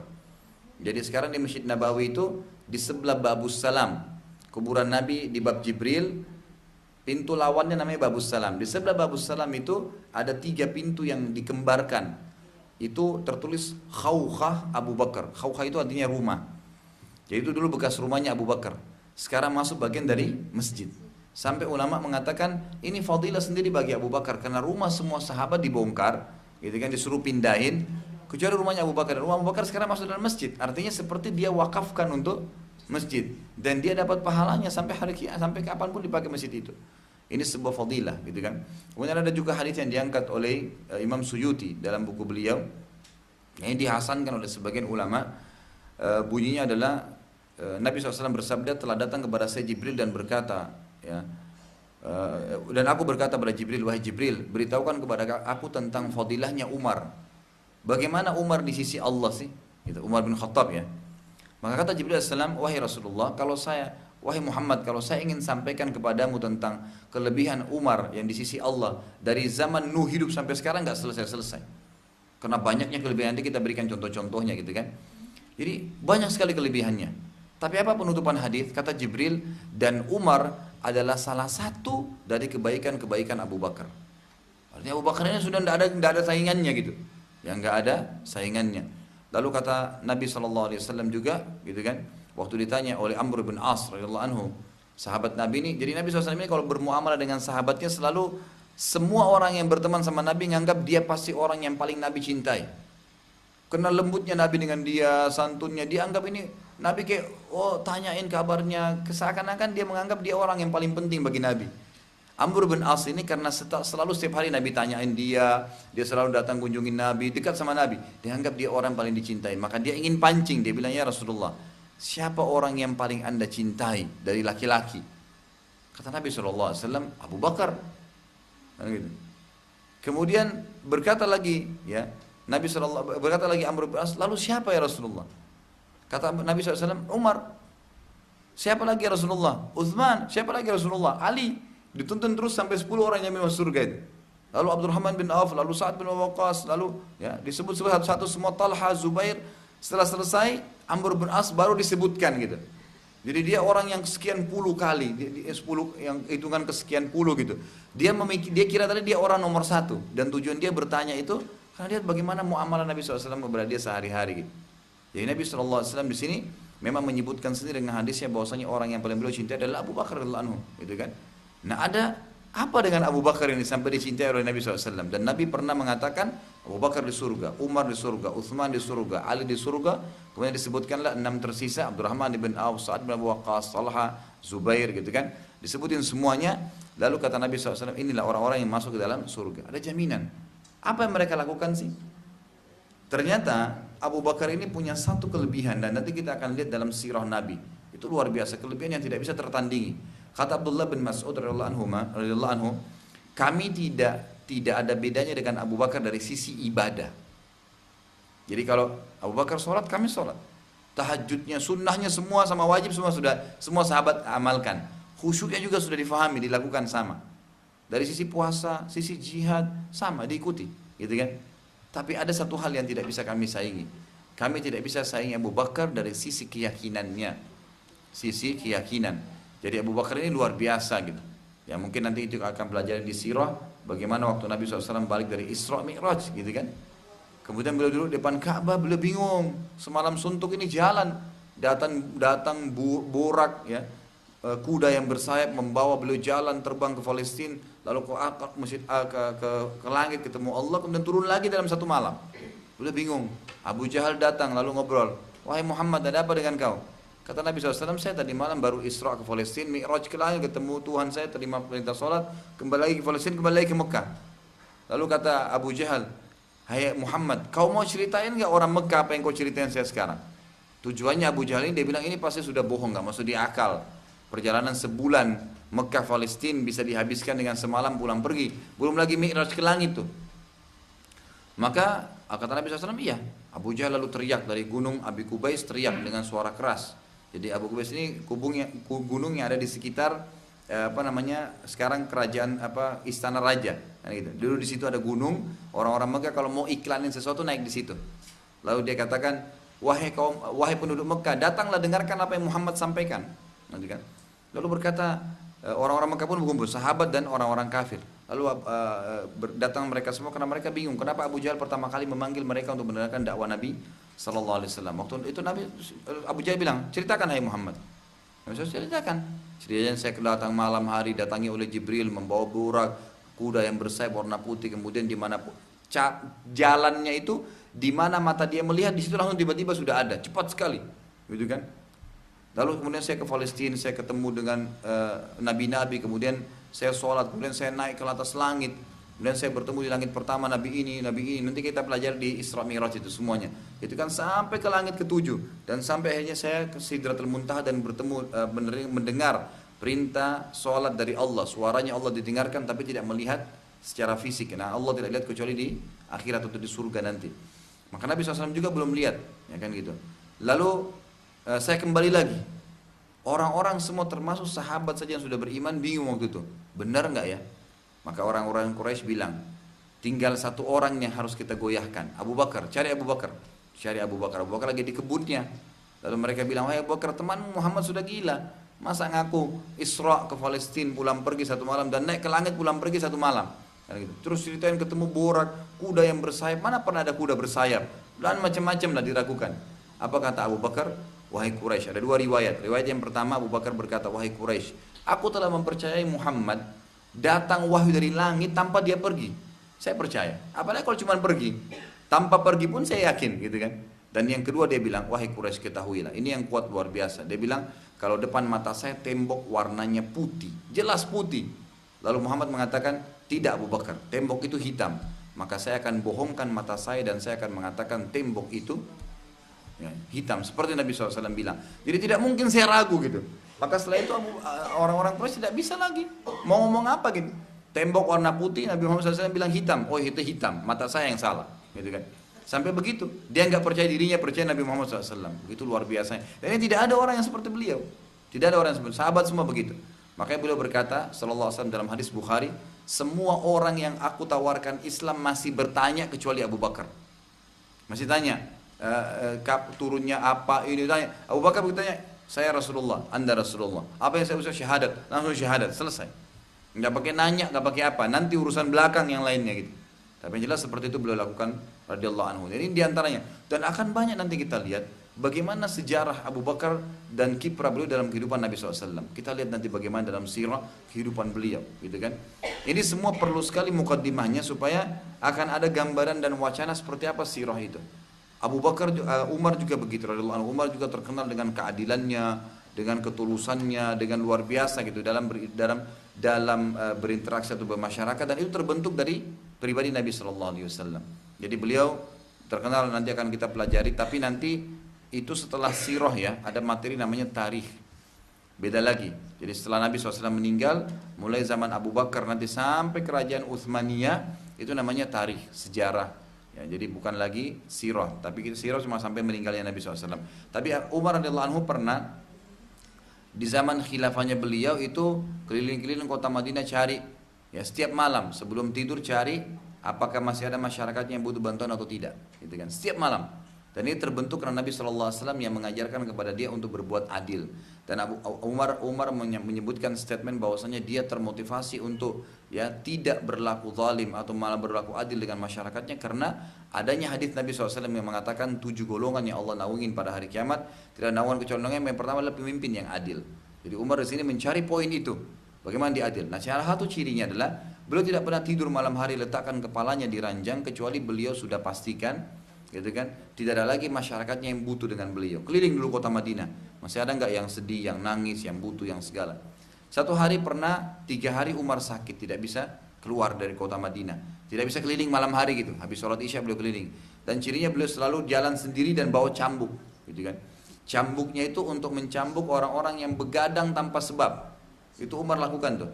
Jadi kalau ada orang-orang kumpul di jalan, kemudian ditanya sama Umar, kenapa kalian kumpul-kumpul? Kalau alasannya tidak jelas, misalnya bukan karena ada kejadian orang meninggal, kejadian orang sakit yang sesuai dengan syar'i, cuma ngumpul untuk ngobrol-ngobrol, dicambukin sama Umar.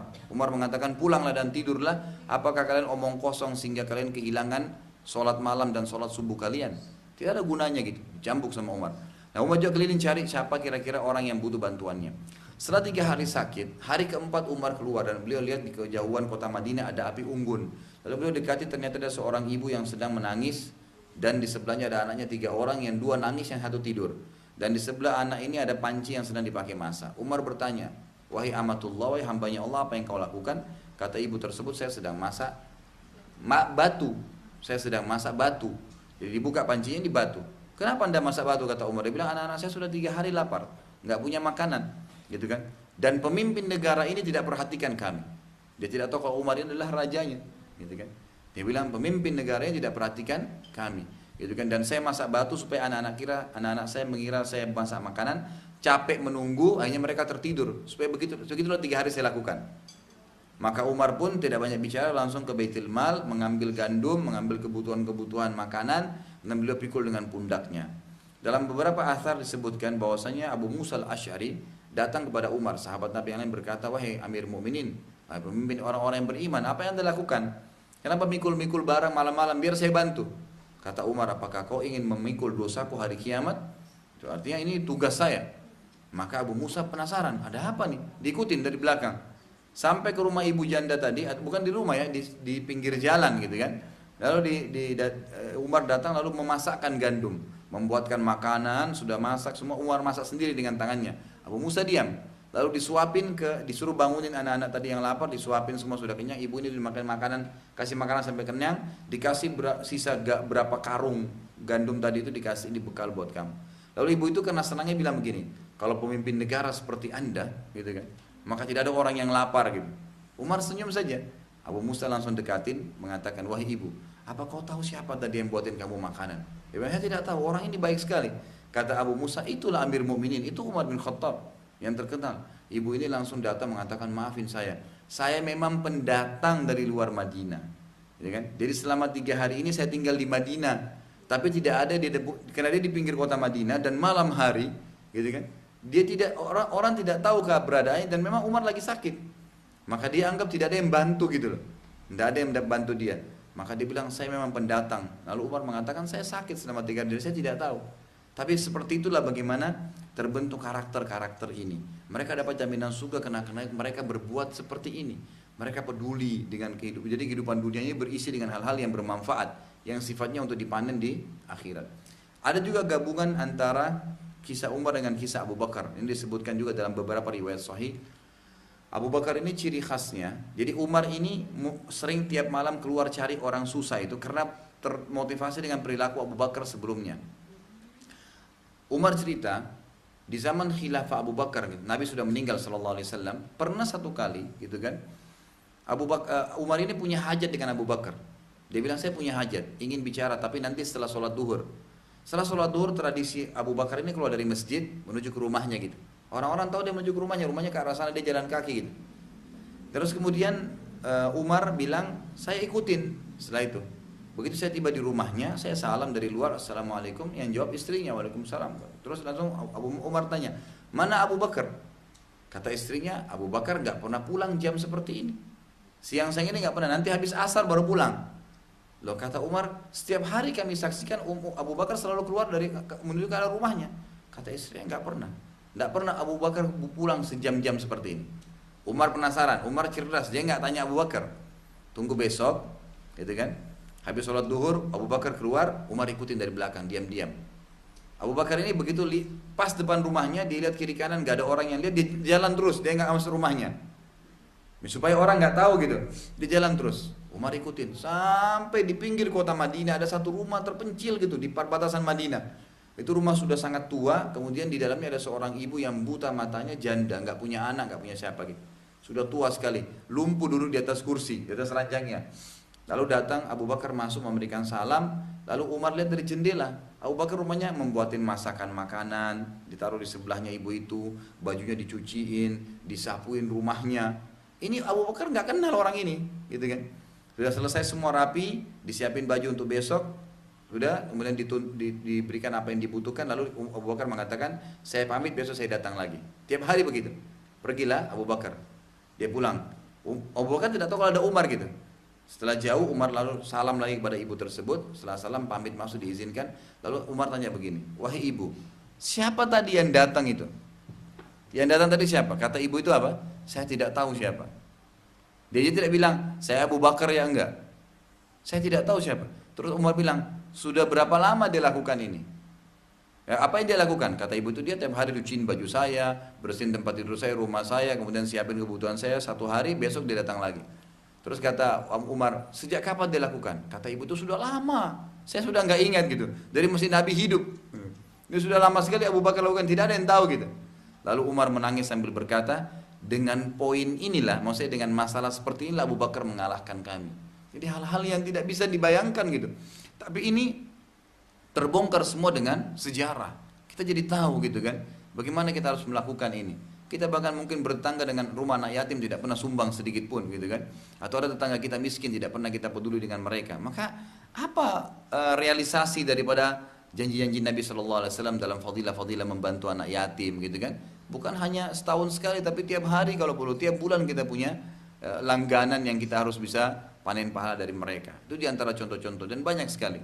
Ya, yang kita akan lihat nanti dalam sejarah-sejarah. Dan begitu juga dengan Utsman bin Affan radhiyallahu anhu, sahabat Nabi yang mulia, kita akan temukan nanti banyak sekali kisah.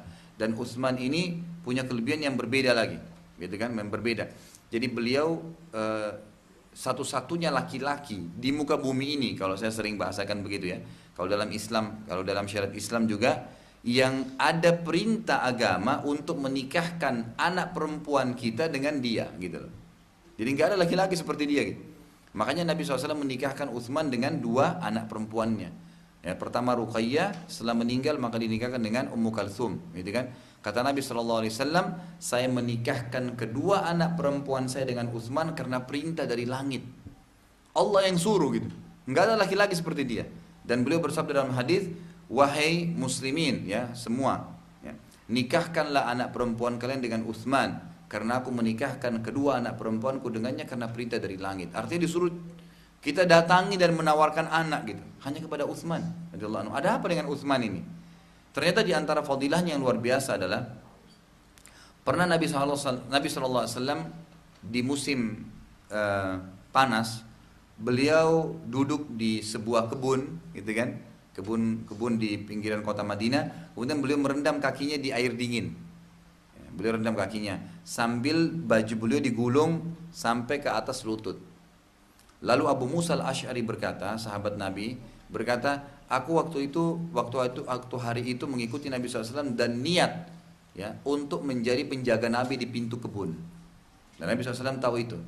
Maka dia pun akhirnya menjaga pintu. Kata Abu Musa, tiba-tiba Abu Bakar datang. Lalu Abu Bakar berkata, izinkanlah aku pada Rasulullah karena aku ingin masuk bersama beliau. Kata Abu Musa, baik, tunggulah di sini, saya akan pamitkan di pintu pintu masuk kebun. Abu Musa masuk dan mengatakan, ya Rasulullah, Abu Bakar minta izin kepada anda ingin duduk bersama anda. Kata Nabi SAW, izinkan dia dan sampaikan berita gembira dia termasuk penghuni surga. Ini jaminan berarti dia masuk surga gitu kan. Lalu masuklah Abu Bakar duduk di sebelah kanan Nabi SAW dan ikut menggulung baju beliau sampai di atas lutut. Jadi lututnya sempat kelihatan gitu lah. Mengikuti Nabi SAW dan merendamkan kakinya juga di ganangan air itu. Lalu datang yang kedua Umar. Datang Umar radhiyallahu anhu dan pamit kepada Abu Musa al-Asy'ari. Abu Musa mengatakan, tunggu sebentar, saya pamitkan kepada Nabi. Lalu dipamitkan kepada Nabi SAW. Nabi mengatakan, izinkan dia masuk dan sampaikan bahwasanya dia termasuk penghuni surga dan dia akan mati syahid. Dan ternyata memang Umar betul terbunuh, mati syahid, ditusuk oleh bulu gitu kan. Umar pun masuk, duduk ke sebelah kiri Nabi SAW dan menggulung juga bajunya sampai di atas lutut. Rendamkan juga kakinya di genangan air tadi. Sampai mereka ngobrol-ngobrol. Datang Utsman. Yang ketiga datang Utsman, ini yang jadi inti bahasan kita. Lalu pamit dengan Abu Musa. Abu Musa masuk ke dalam, menyuruh nunggu Utsman di pintu. Lalu dia masuk ke dalam mengatakan, ya Rasulullah, Utsman pamit mau masuk, boleh nggak? Kata Nabi SAW, izinkan dia dan sampaikan dia termasuk penghuni surga dengan adanya cobaan yang akan menimpa dia di akhir hidupnya. Karena memang Utsman terbunuh dan matinya dia menjadi fitnah gitu kan. Dia dibunuh oleh orang-orang yang tidak jelas siapa yang membunuhnya. Intinya Utsman nanti ada kisah sendiri bagaimana dia terbunuh gitu. Tapi waktu Utsman masuk ke dalam kebun dan Nabi SAW lihat Utsman, Nabi SAW tiba-tiba menurunkan baju beliau menutup lututnya. Nabi menutup lututnya. Abu Bakar sama Umar melihat yang tersebut. Umar yang nyaut. Umar mengatakannya, Rasulullah, kenapa tadi waktu kami baru datang anda tidak tutup? Kenapa waktu Utsman datang anda tutup? Apa kata Nabi SAW? Ala astahi min rajulin istaha minhul malaikat. Ini fadilah paling besar bagi Utsman. Beliau mengatakan, tidakkah saya malu dengan seseorang yang malaikat pun ya, malu dengannya. Jadi Utsman itu malaikat malu dengannya. Sebagian ulama mencatat atau menukil dalam sejarah, Utsman ini tidak pernah bahkan melihat kemaluannya sendiri. Utsman radhiyallahu anhu bahkan tidak pernah melihat hal-hal yang haram, dijaga pandangannya. Luar biasa gitu. Jadi memang malaikat pun malu dengan Utsman radhiyallahu anhu. Itu satu hal yang luar biasa. Nah, ini kita bisa ngambil pelajaran-pelajaran seperti apa sih dari kehidupan mereka ini. Orang-orang soleh ini gitu kan. Dan itu kita ambil dari sejarah. Utsman juga terkenal dengan sedekahnya yang luar biasa. Pernah Madinah ditimpa musim peceklik yang luar biasa gitu kan. Dan susah umat Islam, kehabisan makanan. Orang-orang kafir ini, orang Yahudi dan orang munafik, itu mereka tahu dan mereka rata-rata pedagang menaikkan harga sehingga orang Islam tidak bisa beli. Utsman melihat kejadian tersebut, lalu Utsman mengirim 1000 ekor unta ke negeri Syam. Dikasih duit, oh dia kaya raya kan, dikasih duit pergilah 1000 unta ini beli semua barang-barang, kebutuhan semuanya, kebutuhan yang mereka butuhkan pada saat itu dari makanan-makanan segala dibuat 1000 ekor unta. Sudah begitu tiba ke Madinah, sebelum tiba di Madinah, pedagang-pedagang yang ada ini dari orang Yahudi, orang munafik ini menghadang kafilah itu sebelum masuk Madinah. Lalu bertanya kepada yang pimpin, siapa pemilik kafilah ini? Kata mereka, Utsman bin Affan. Kalau gitu panggil dulu, kami ingin negosiasi. Mereka mau beli nih sebelum masuk di Madinah gini. Mereka pikirin dagangan. Baik, dilaporkanlah kepada Utsman. Utsman datang. Utsman tanya, ada apa? Dia bilang, kami ingin beli dagangan Anda. Utsman bilang, berapa kalian berani taruh harga? Jadi yang ada satu orang Yahudi bilang begini, saya akan tambah setiap produk ya 1 kali lipat, artinya 100%. Kalau 1 dirham jadi 2 dirham. Semua produk ini 1000 ekor unta saya beli. Jadi sudah 100% keuntungannya gitu. Ya, 1 kali lipat. Lalu kata Utsman, tidak, saya ingin lebih.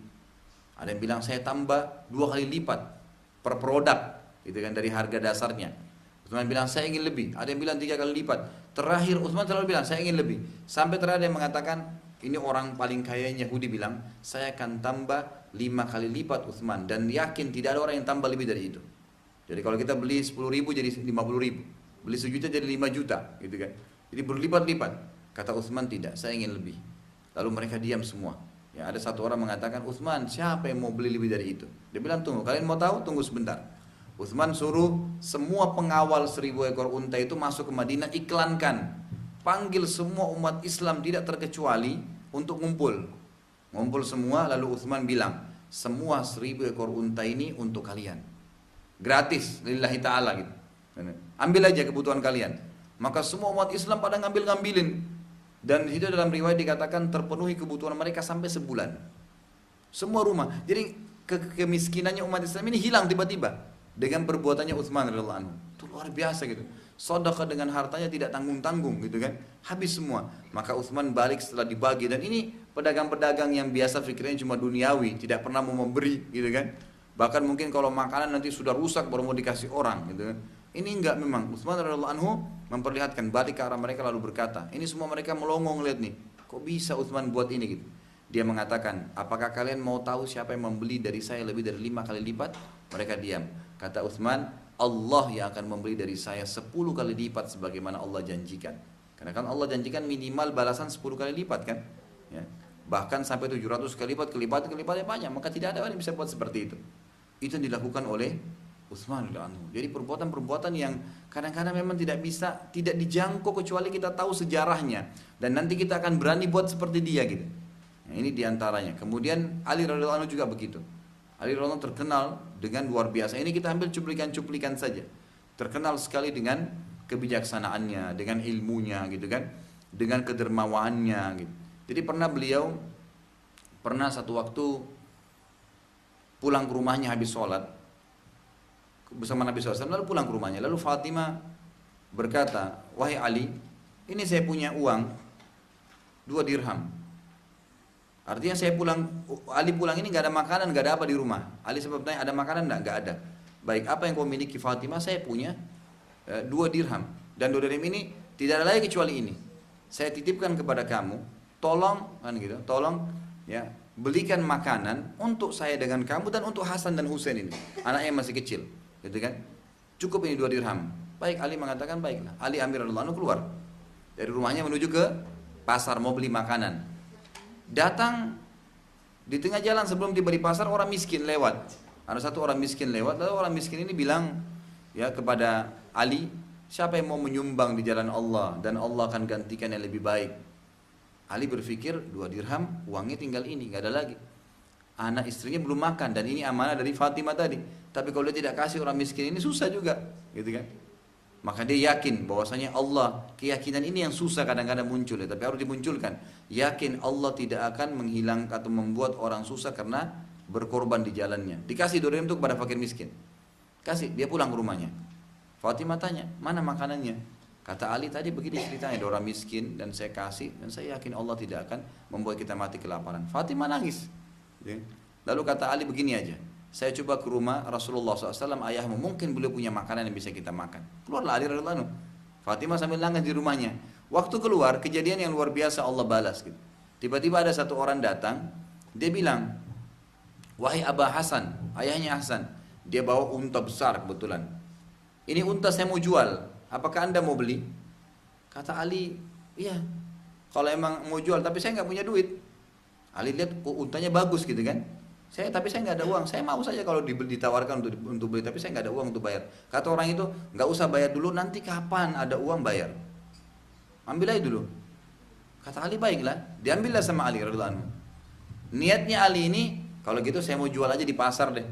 Kan sudah ada unta sekarang, ada barang. Jual di pasar, ada modalnya, kembalikan kepada orang yang punya, kemudian sisanya diambil untuk beli makan anak istrinya gitu. Baru dia jalan berapa langkah, dalam kisah ini dikatakan datang lagi gitu kan orang lain yang lihat unta itu, belum tiba di pasar nih, datang orang lain lalu berkata, wahai Aba Hasan, untamu bagus, apa kau mau jual? Kata Ali, iya saya mau jual. Berapa kau mau jual? Tadinya Ali dikasih dengan harga 20 dirham, lalu Ali mengatakan, ya saya mau jual 40 dirham gitu kan. Kata orang itu tidak pakai nawar, bayar 40 dirham gitu kan, kemudian dibawa untanya. Ali sempat ngejar orang yang punya unta tadi, karena belum jauh. Dikasih uang 20 dirham, didapat 20 dirham. Dia keluarkan 2 dirham, Allah balas 10 kali lipat. 20 dirham dia dapat. Tidak ada modalnya, gitu kan. Tapi ini perilaku-perilaku yang kadang-kadang kita bisa dapatkan dari sejarah hidup mereka. Ya, gitu kan? Ini bagaimana kehidupan mereka. Juga Ali radhiyallahu anhu termasuk sahabat yang paling banyak contoh beliau dalam peperangan sebenarnya. Dan beliau terkenal sangat berani.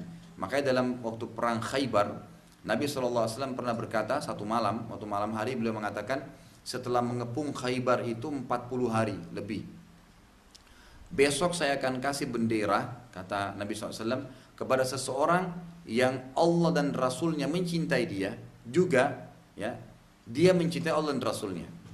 Maka kata Umar radhiyallahu anhu, saya belum pernah berharap menjadi pemimpin, mengejar jabatan, kecuali pada malam itu saja.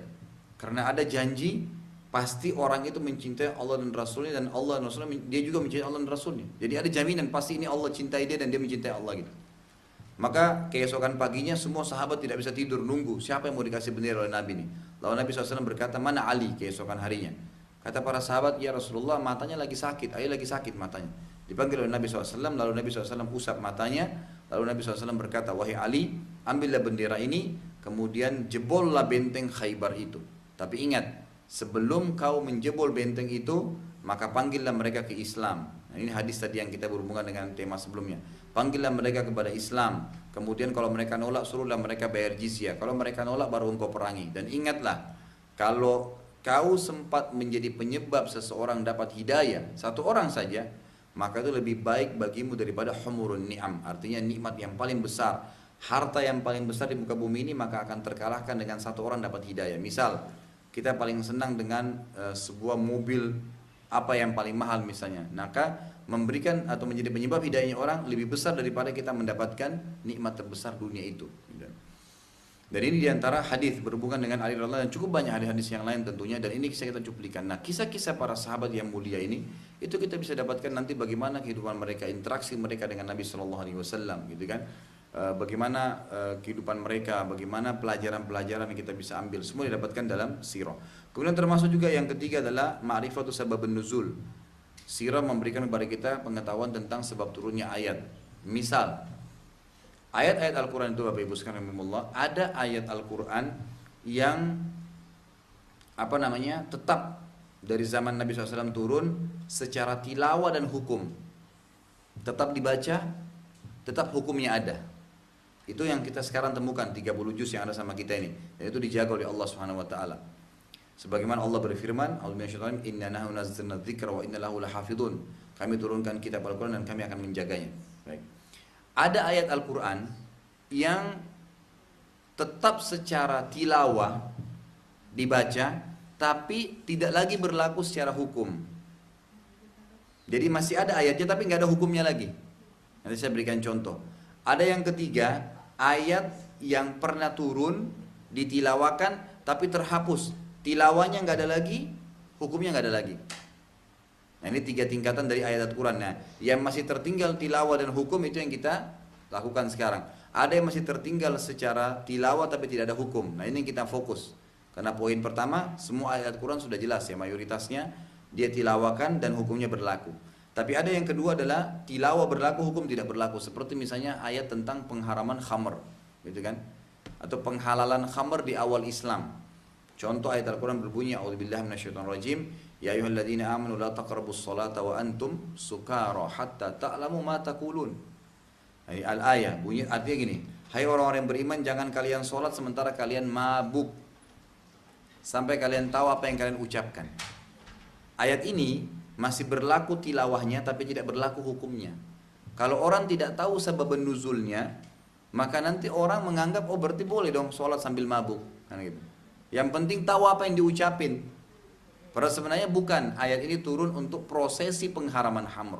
Dan dia sudah dihapus secara hukum dengan ayat yang lain yang berbunyi, A'udzubillahi minasyaitonir rajim, innamal khamru wal maisir wal ansabu wal azlam rijzum min amali syaitani fajtanibu la'allakum tantahun gitu. Jadi artinya sesungguhnya khamar, judi, mengundi nasib dengan patung gitu kan. Itu semua adalah perbuatan setan, najis, ya, maka jauhilah. Tidakkah kalian berhenti?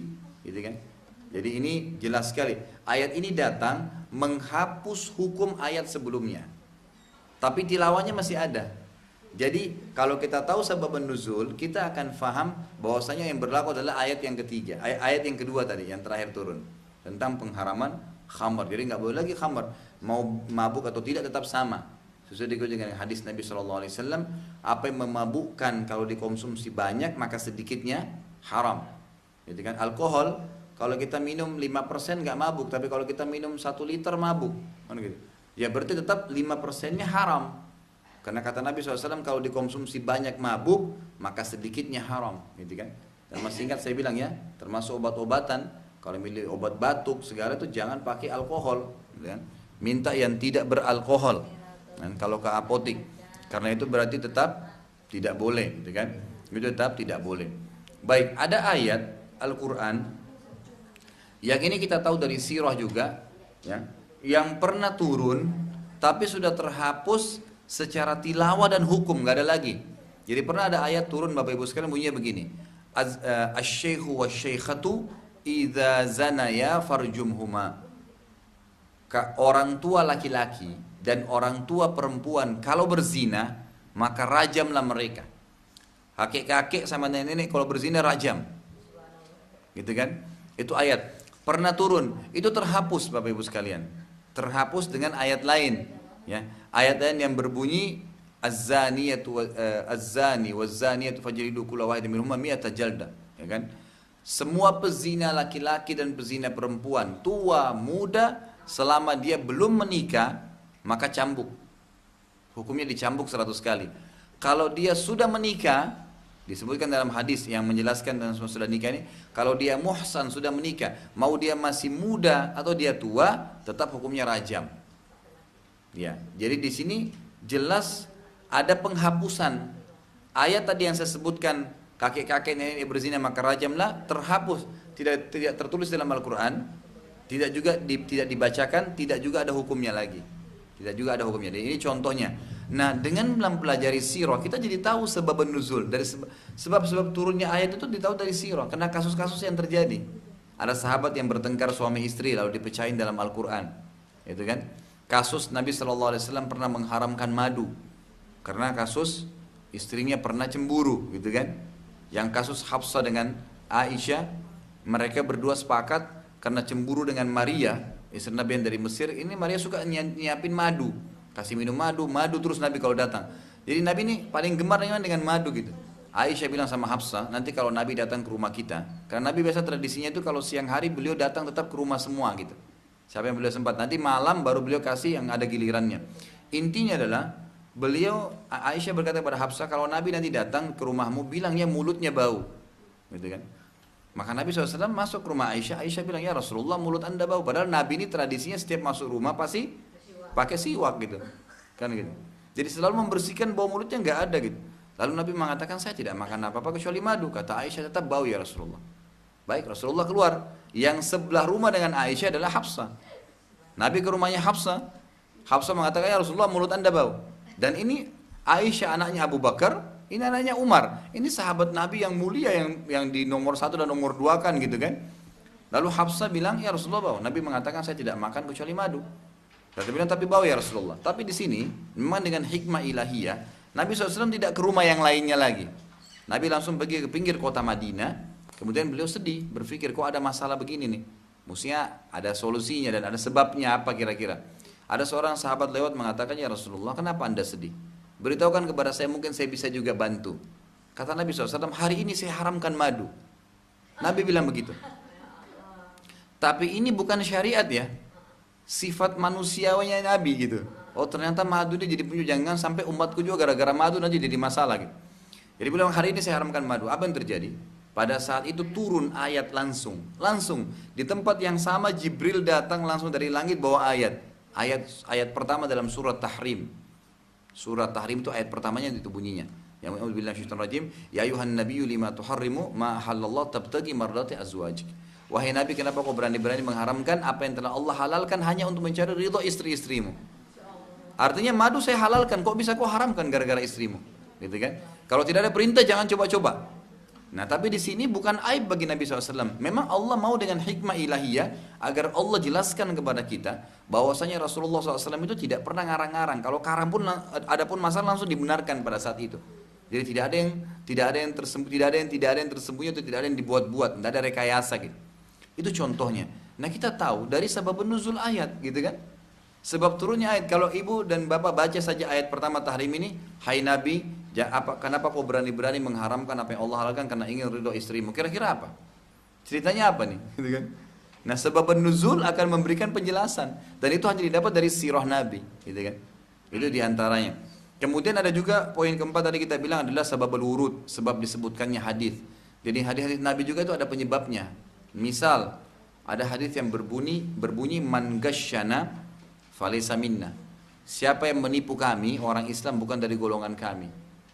Nah kalau kita cuma baca hadis ini saja tanpa tahu sebabnya Nabi sebutkan, kenapa kita jadi bingung, gitu kan? Nah ternyata ada sebabnya. Sebabnya adalah Nabi SAW lagi jalan-jalan di pasar dengan para sahabat.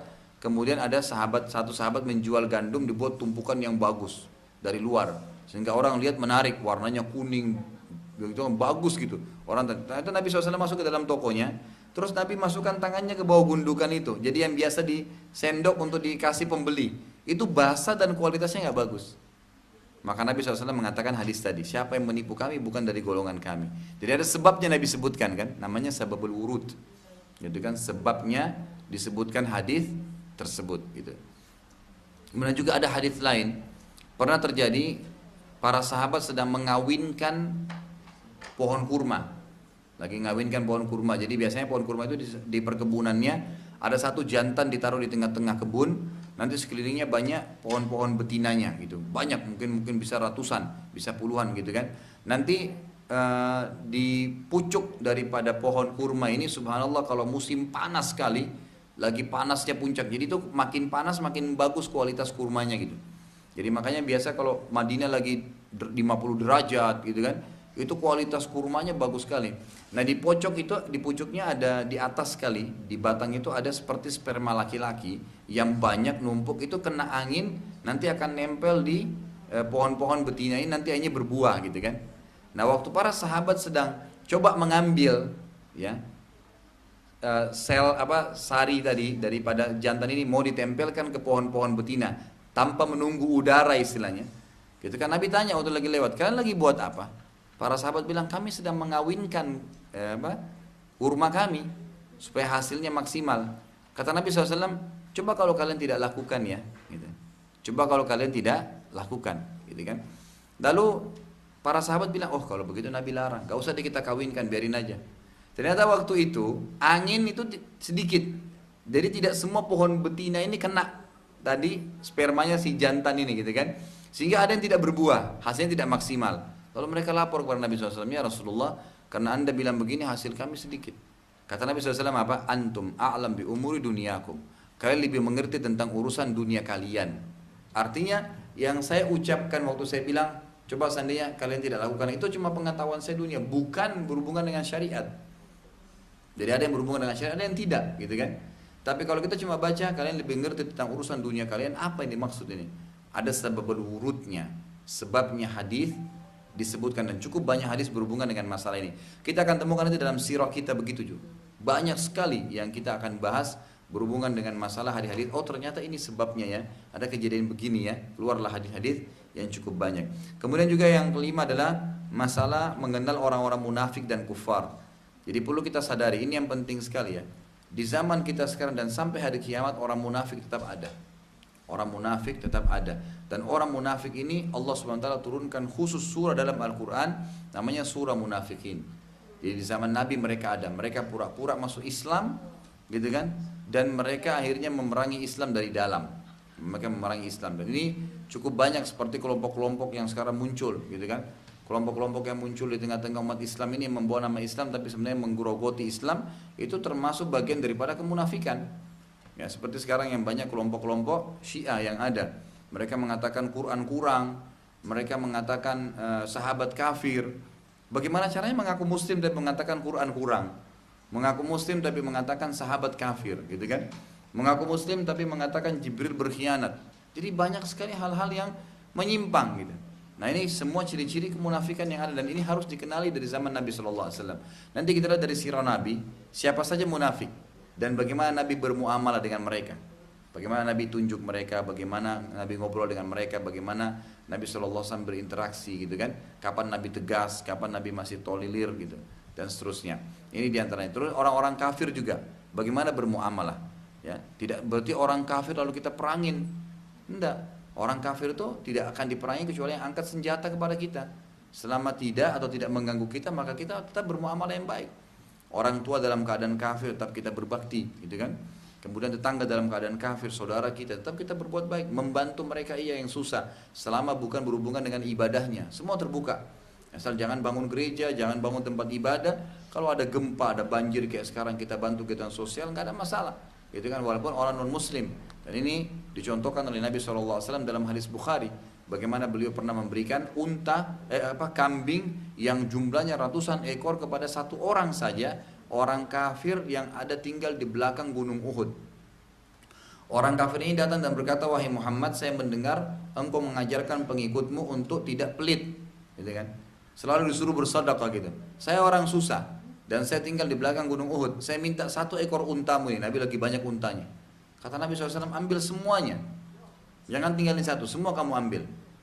Jadi ada hikmah-hikmahnya nanti, ambil semua. Orang itu bilang, wahai Muhammad jangan olok-olok saya minta satu saja.